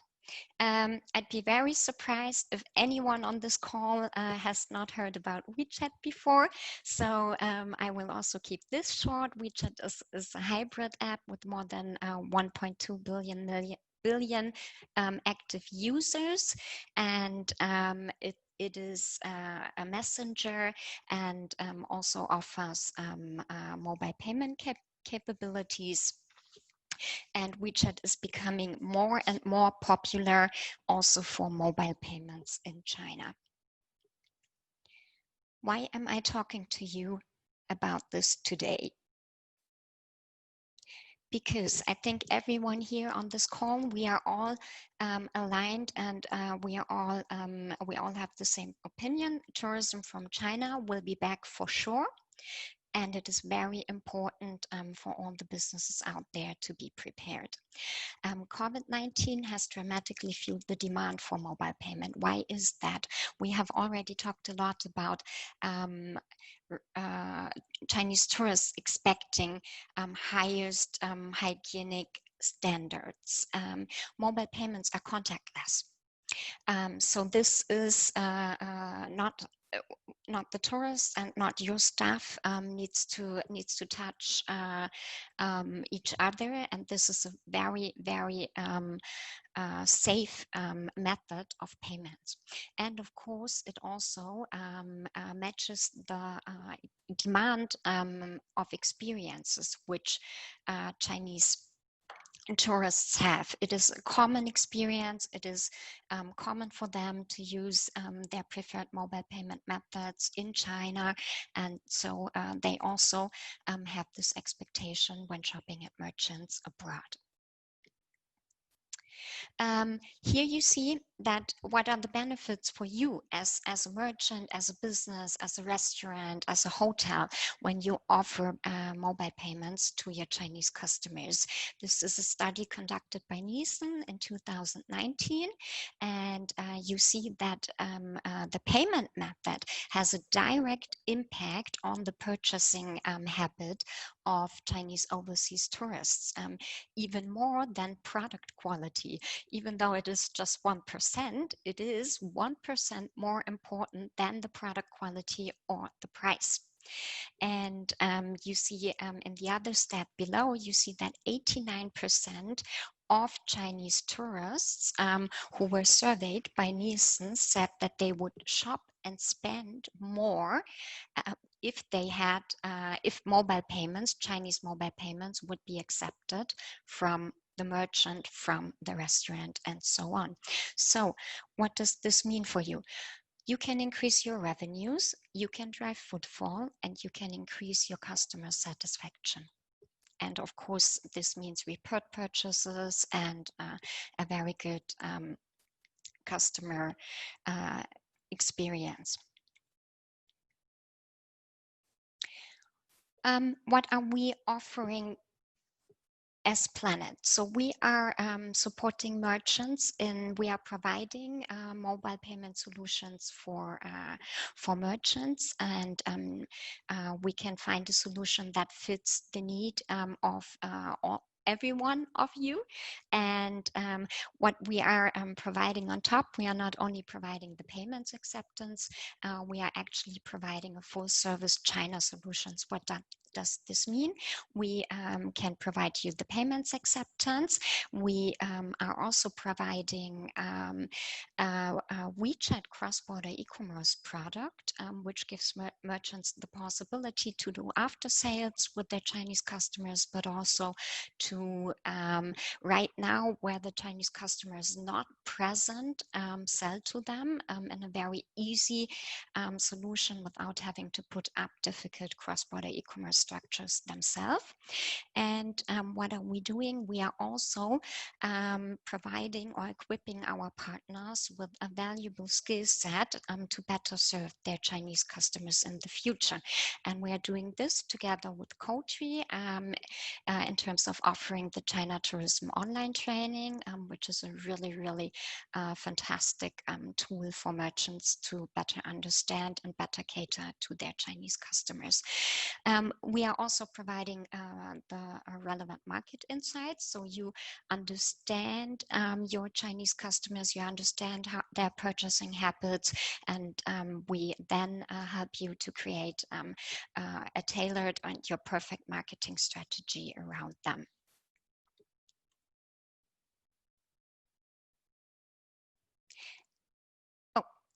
I'm a bit quick here, just a second. I want to show you very shortly in a nice video how a payment transaction with Alipay looks like. So just for everyone who might have not seen that before. And so let me share this very quick video with you at this point.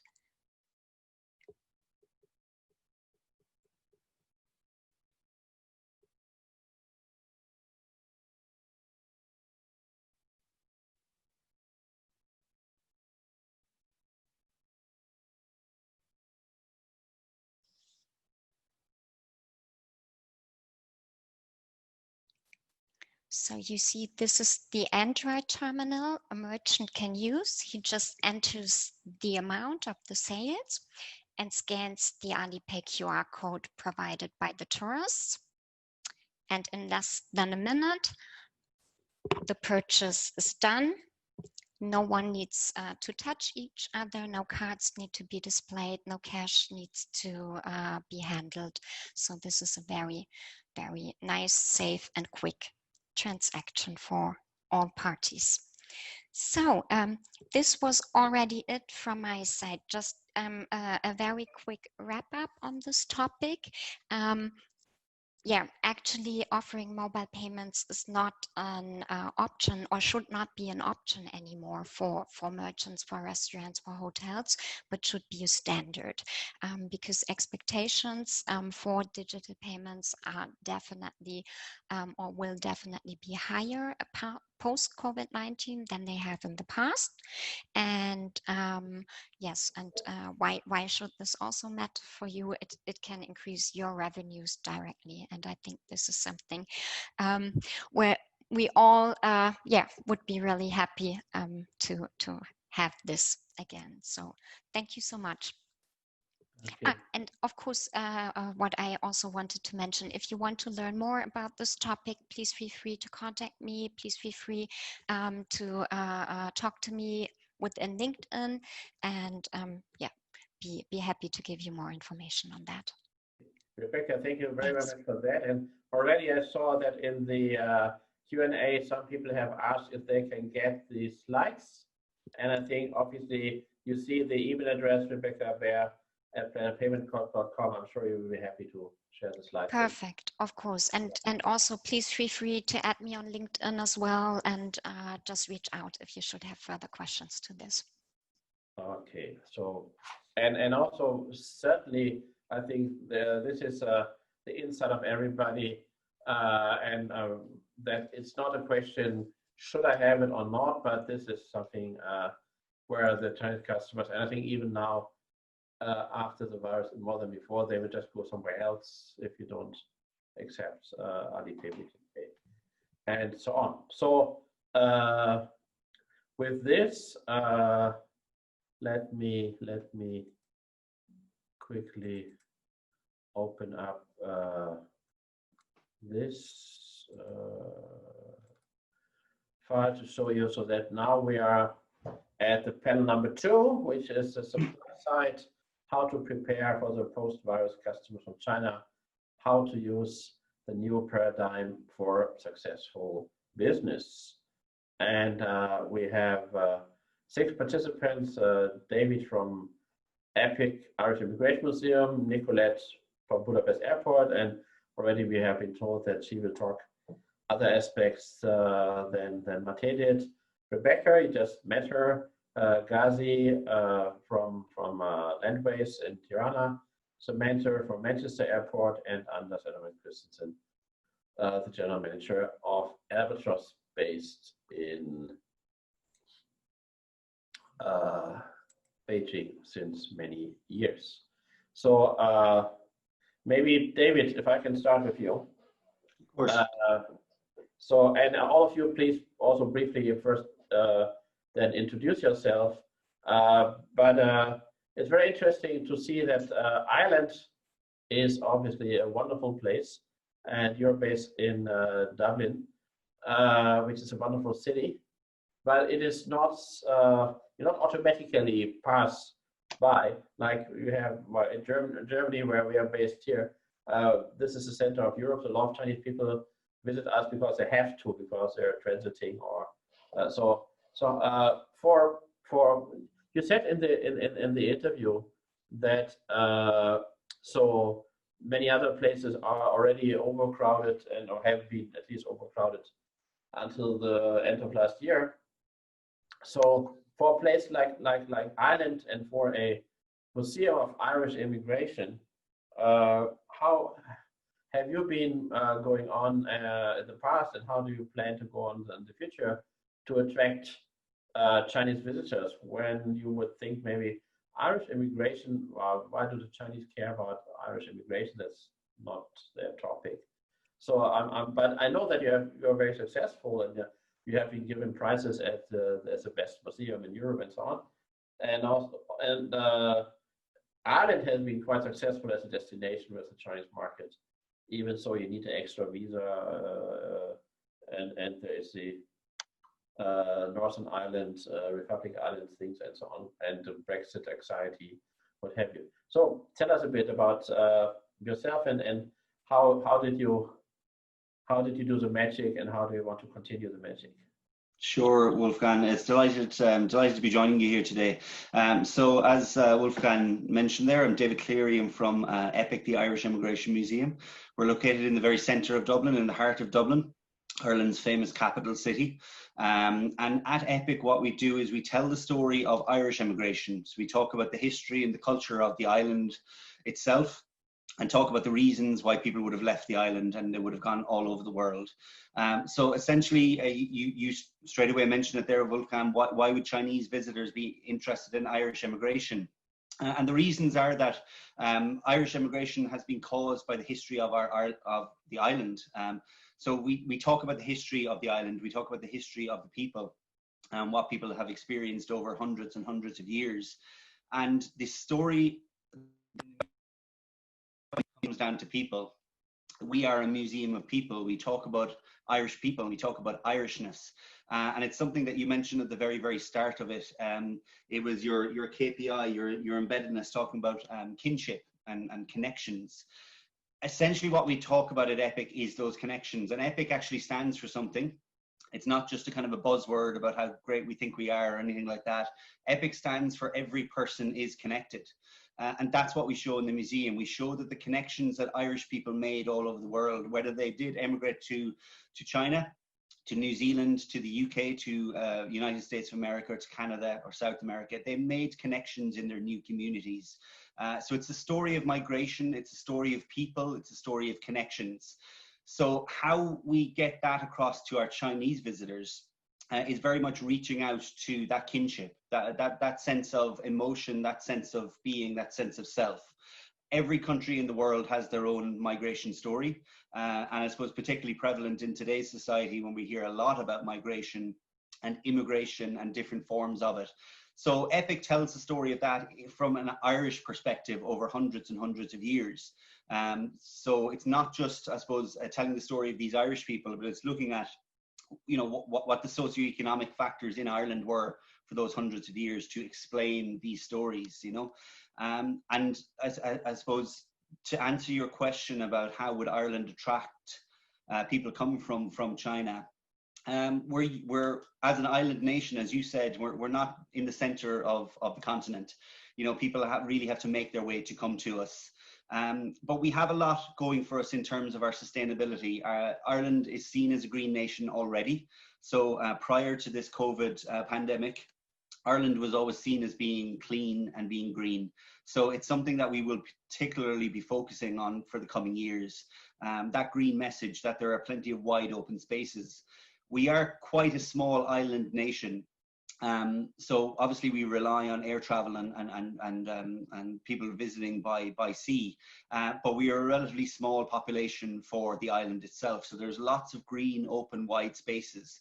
So particularly for the Chinese visitors, our feedback that we get from working with our colleagues in Tourism Ireland in the market, but also our colleagues in Fáilte Ireland, our national tourist body here, is that the Chinese visitors are particularly attracted to the greenery, the scenery, the wide open spaces. And again, that's something that will aid us from the COVID pandemic. People will want to get out into, you know, the landscape. They may not want to visit the large, bustling, overcrowded city centres. And obviously Europe being such a busy location, and particularly the cities such as maybe Paris and Rome, they're known maybe for being tourist destinations in those high season to summer periods. And that's where we touch on that over tourism and overcrowding. The sense and the feeling that we are getting is people may not want to expose themselves to these sorts of bustling metropolises. So while Epic is located in the centre of Dublin, in the capital city, Dublin is still a relatively small city. You know, within 15-20 minutes, you're out in the mountains or out in the seaside. So it's quite a positive thing for people to still come to Dublin and to visit the rest of Ireland. Dublin obviously is the hub for the island. You mentioned that we've got 2 states here on the island. We have the Republic of Ireland and Northern Ireland. And that has created some problems for just having a border on the island for this post-COVID time. You know, there are different rules either side of the border, so people can't travel as freely as they maybe would have under the Good Friday Agreement, obviously, just purely in terms of restrictions on how far people can travel. But purely in terms of the attracting the Chinese visitors for Ireland as a green destination, to be seen as safe, to be seen as welcoming, something that we have always hopefully been seen as, Ireland as a nation of people welcoming people with open arms. So hopefully that answers a little bit of your question about the overcrowding situation, Wolfgang.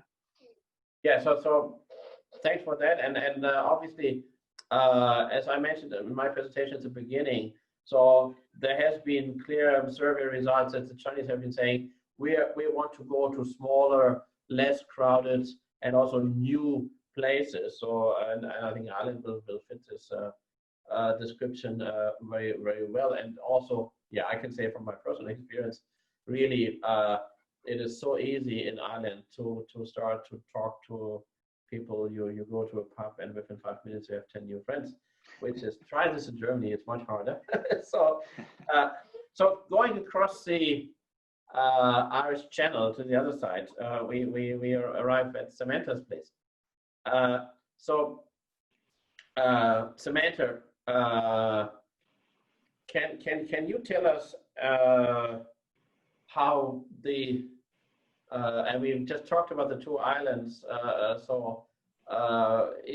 What is more frightening you, Brexit or COVID-19? Hi, thank you for having me. First off, I work for Manchester Airport Group, so we own Manchester Airport, Stansted and East Midlands, and collectively serve about 60 million passengers a year. I think both come with their challenges, and I also think the approach to both is probably, there are some similarities. I mean, we see air travel as being directly linked to the economy, and both rely heavily on each other. So, I mean, we work very closely with government and industry bodies to make sure that aviation is prioritised and seen as a strategic way that the country can keep its connections with the rest of the world, which is going to be important as we recover from COVID-19 and obviously as we go into Brexit. Obviously, air travel boosts tourism, but it also boosts trade, and it can form important partnerships, which we've seen at Manchester. We've developed quite a strong connection with China, particularly up in the northern region. But I think there's going to be three things that are going to be key.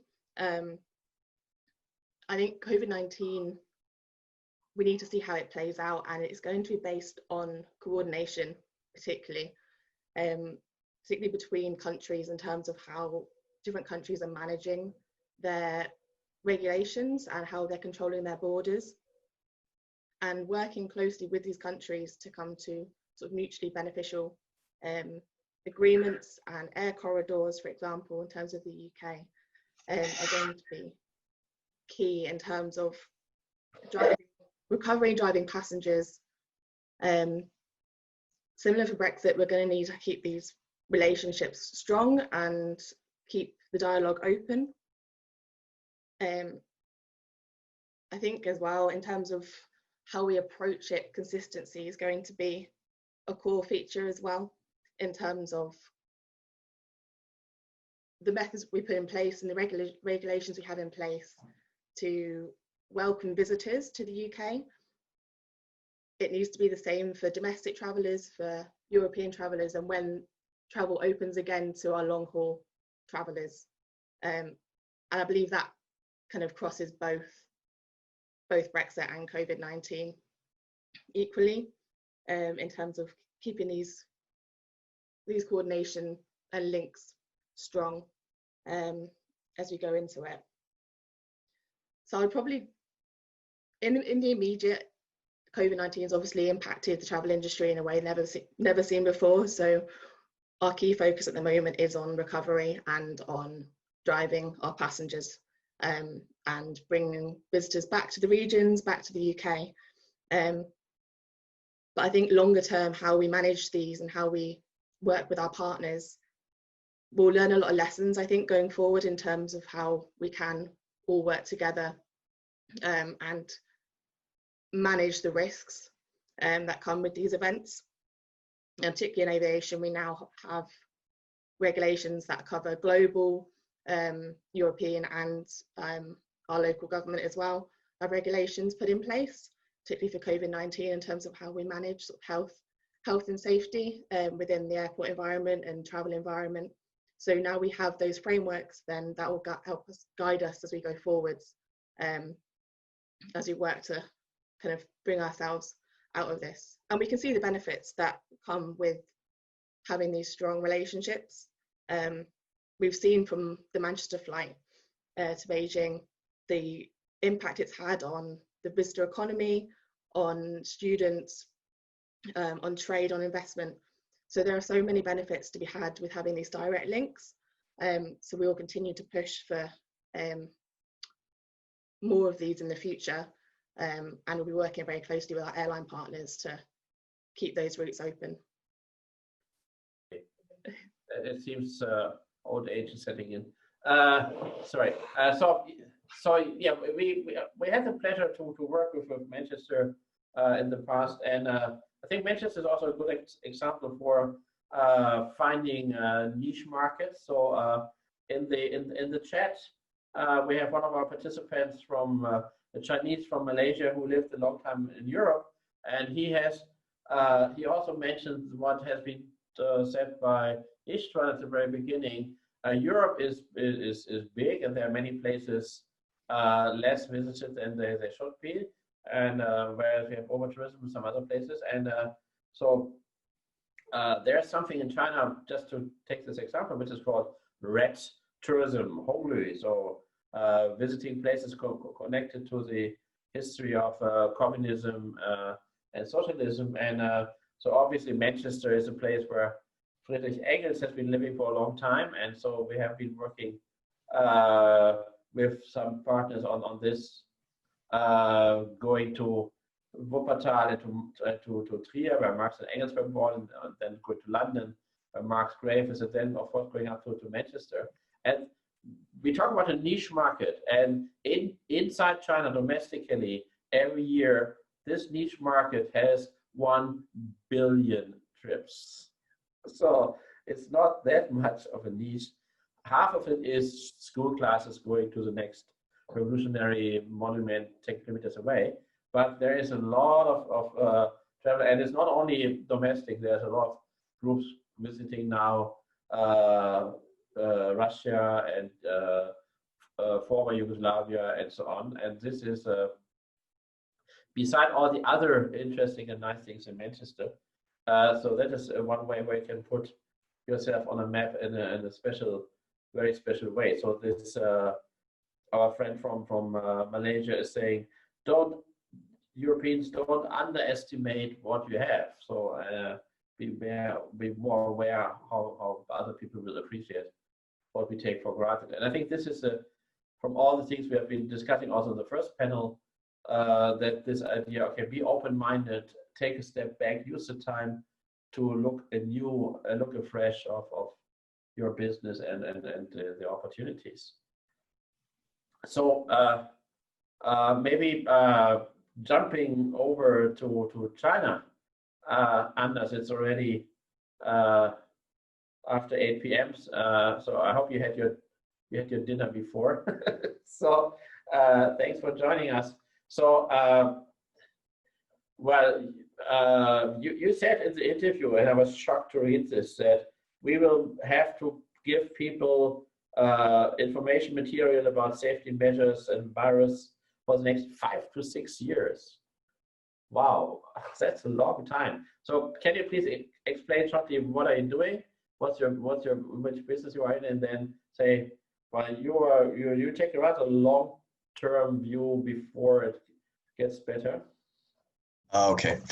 Hi, Wolfgang. Yeah, it's 6 o'clock in Beijing, so it's still okay. I haven't had my dinner yet.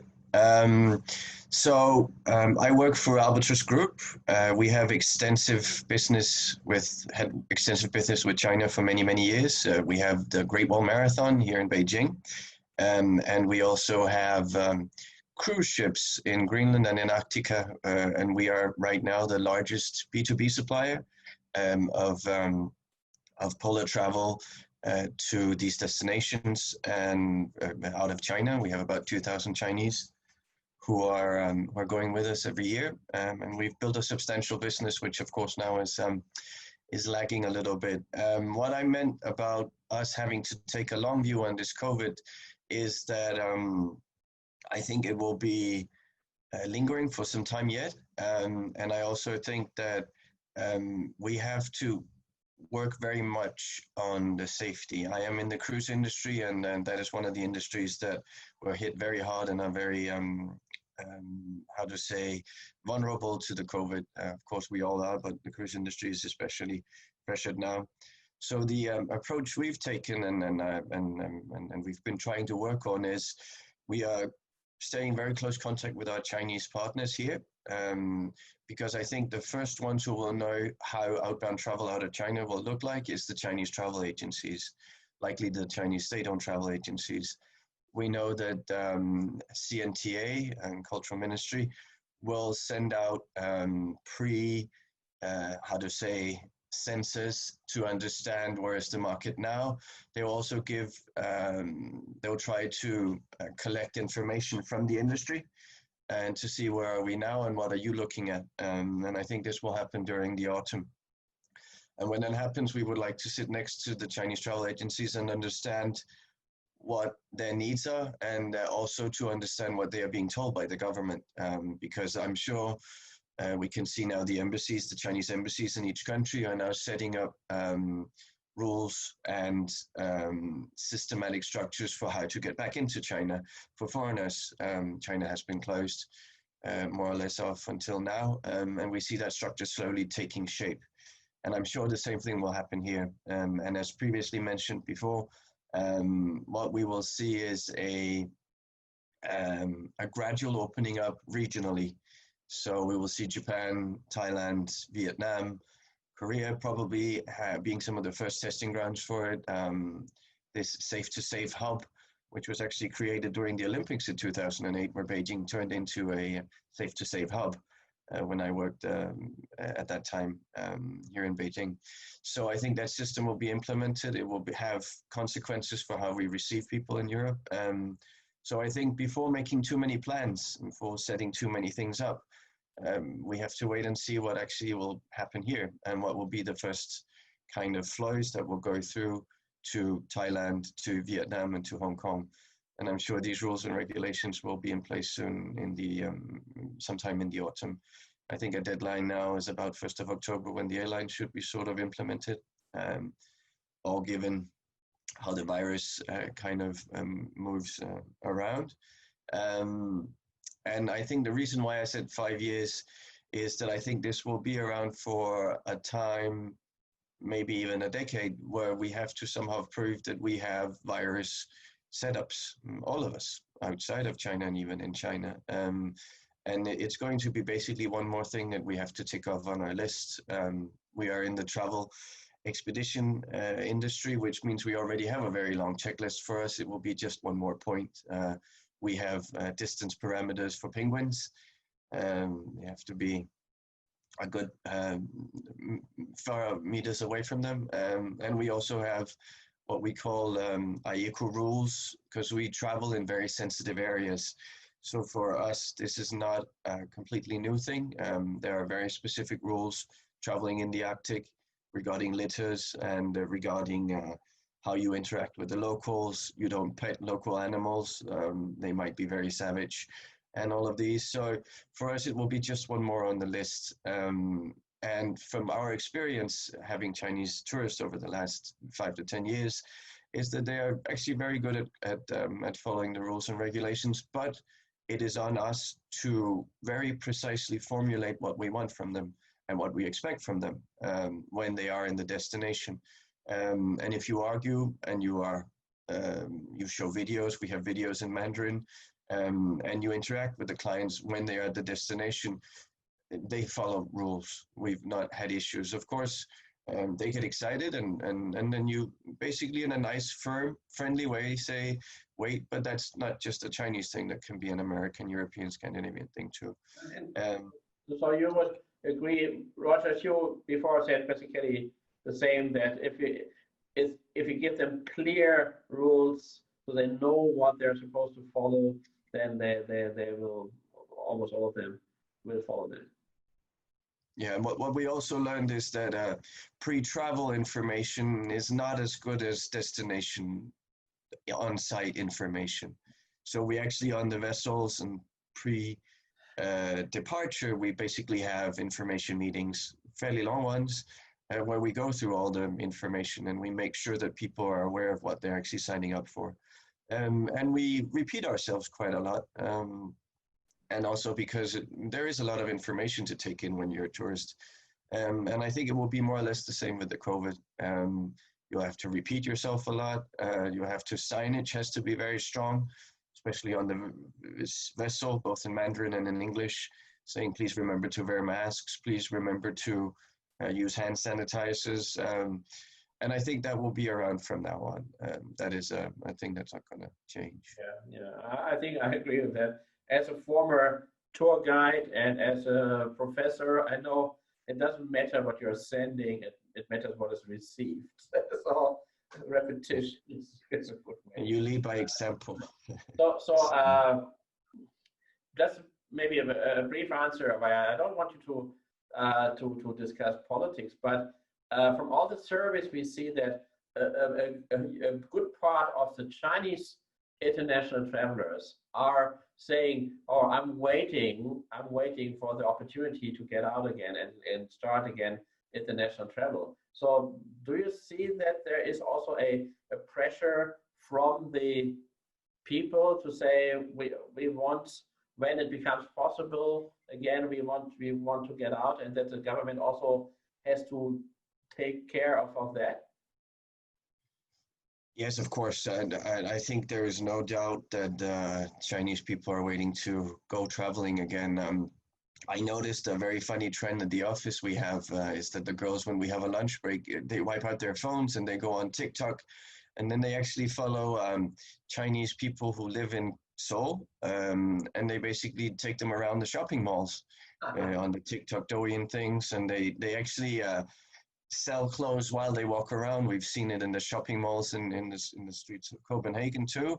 And they basically pick up products that they then show, and then they walk around with them, show it out, and they can actually start laughing and yelling and saying, "I want to buy this," based on this TikTok Douyin thing that's going on now, and it's extremely popular.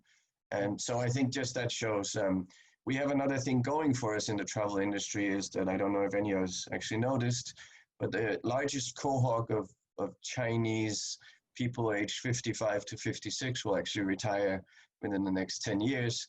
So we're looking at 300 million people who will likely retire very soon. So demographics are weighing our way too, and these are probably going to be some of the most affluent and people with the greatest purchase power in the history of China. So and time and they are traveling and more time. Yes, yes. But now So, the rich 40-something-year-olds, they have money, but they don't have time. They're so busy working. yes, So yes. that will be the first cohort of people with money and time. Time. We will see, likely the next 10 years will probably be the golden age of Chinese travel if we can get this weird virus out of the way. Wow, this is a sentence. Okay, I will quote you on that. Demographically, I don't know. But yeah, and then of course, when you mention politics, I think European travel agents and the European Union should work on lobbying and how to clarify travel rules, clarify visa rules, and do dialogues here in China, because again, dialogue and constant reminders of issues that you face is extremely important, and especially in tourism, because we are also very sensitive to changes in visa policies or national sentiments. So in that way, Europe is positioned very well for the future, I hope, or should be. Yeah. Oh, okay, that's very interesting. So when I read the interview, which is in our book, I thought, wow, this is a rather pessimistic view, but now I see I have to read it again. So you were until now the most optimistic in today's seminar. Thanks a lot. Thanks a lot. Let's go on to Nicolette. So coming back to Budapest, and we heard already from Mate something about how you have been going with this market. So please give us part 2 of the story. Thank you for the question, Professor, and welcome to everyone in the webinar. I am Nicolette from Budapest Airport, and in the past 1 year, I've been working on really interesting Chinese-focused product development projects that would create a better and more quality connection to our passengers. So what supports this is that we have luckily a very forward-looking and progressive thinking management who set out the initiative to turn Budapest Airport into a Chinese-friendly airport. And then, as my colleague Mate have introduced, following years of hard work and discussions with airline partners in China, over the past 1 year, there have been new flight openings in several destinations to bigger Chinese cities like Beijing, Shanghai, Chengdu, Xi'an, Chongqing. And then the COVID came, but before that, we were already set out on a road to become, and I think we are quite there, to become a Chinese-friendly airport. And I'm sharing the view of Anders and Rebecca and being optimistic about it, that Chinese travelers are going to return. And once we are out of this situation, regardless how long it takes, in the end, in the long run, they will return. And so our goals are not changed in this respect, and we are preparing ourselves to receive the Chinese passengers. So what we have done here is slowly building it up with just guiding, shopping guides and tax refund guides in Chinese, and then adding more and more signages over all the airports. And then this year we completed an overall wayfinding signage exchange, and now everything in the terminal from the very entrance all the way to the gates is displayed in Hungarian, English, and Chinese. And this is a very important cornerstone in what I also believe and agree with the professor, that trust is the new currency in this new situation. And giving the message that we are here and we are guiding you in your own language, and it's not digital, an application that could be deleted and removed. It's stable signage, which might go against being digital, but still has the message that this is something stable, this is going to stay, and this is going to be here for all the Chinese passengers regarding what applications they use. This was one of the latest development that we had in this respect. And also, tying back to Rebecca's presentation, we introduced Chinese payment methods over the course of the past year, which has definitely proved the prior expectations. This is what Chinese passengers and travelers prefer to use when they are here. So the sales and revenues in those stores who took the risk and introduced it, well, actually there was no risk. It was quite sure that this would happen, and it's proven right. They show a lot more interest and willingness to shop in stores and engage in the airport ecosystem if they have their own methods to pay, which is Alipay, WeChat Pay in some of the stores, that's not overall yet, and also Union Pay. If they, for larger transactions, they might still use cards and not applications. Then going along this, these were the hard aspects of what we are trying to introduce in the Chinese-friendly initiatives. And we got to the soft aspects of it when you sort of need the people to connect to them as well. So we set out cultural awareness workshops, partially for our retail partners in the airport, those who were not on board yet with the Chinese payment methods and maybe needed some encouragement and understanding why is it necessary and why it would be for their interest, and also for our own staff working in the terminal. So for the retail partners, we had long discussions about what Chinese preferences are as of product placement in the store, opening conversations, basic expressions, what Chinese people would want to take as snacks on the flights, because the retailers just didn't understand that passengers, Chinese passengers come in, don't buy anything, leave, and that had a bad impression on the Chinese passenger, bad feelings in our own partners. So it was not successful at all. And then coming from this, they were really eager and thirsty to understand more about the Chinese passengers. So working on mutual understanding has been really well received at Budapest Airport. On our own staff training, those are mainly the information terminal assistants who are working in the check-in halls, and they are actually the first people who meet the passengers when they enter the terminal. And we went through really typical situations that they might bump into with the Chinese passengers, groups standing here and there, looking for something with a paper. Is it a stamp? Is it tax refund? Is it passport, the boarding pass? So we learned very basic expressions and analyzed the situations that might bump into, and this made the check-in procedures, all procedures in the check-in hall much smoother. So this is where we are.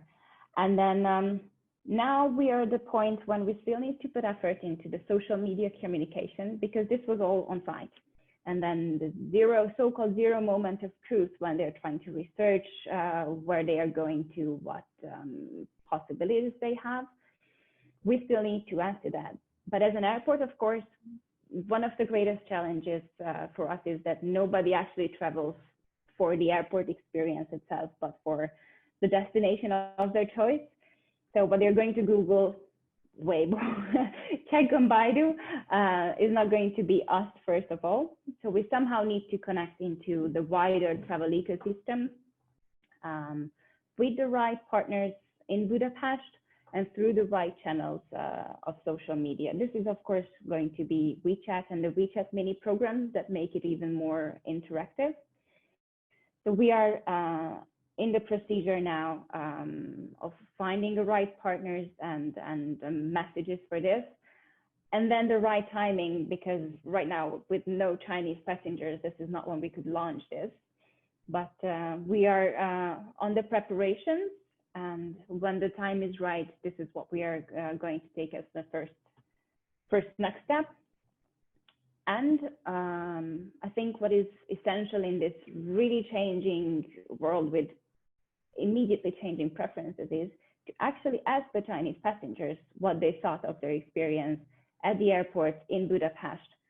So we are going to put more emphasis on data collection, qualitative data collection from the passengers who are at the airport, leaving and arriving, with possibly simple QR codes, scanning questionnaires or personal questionnaires to see that the efforts that we've taken are coming out the way we meant them to be, and what the next step should be from their perspective.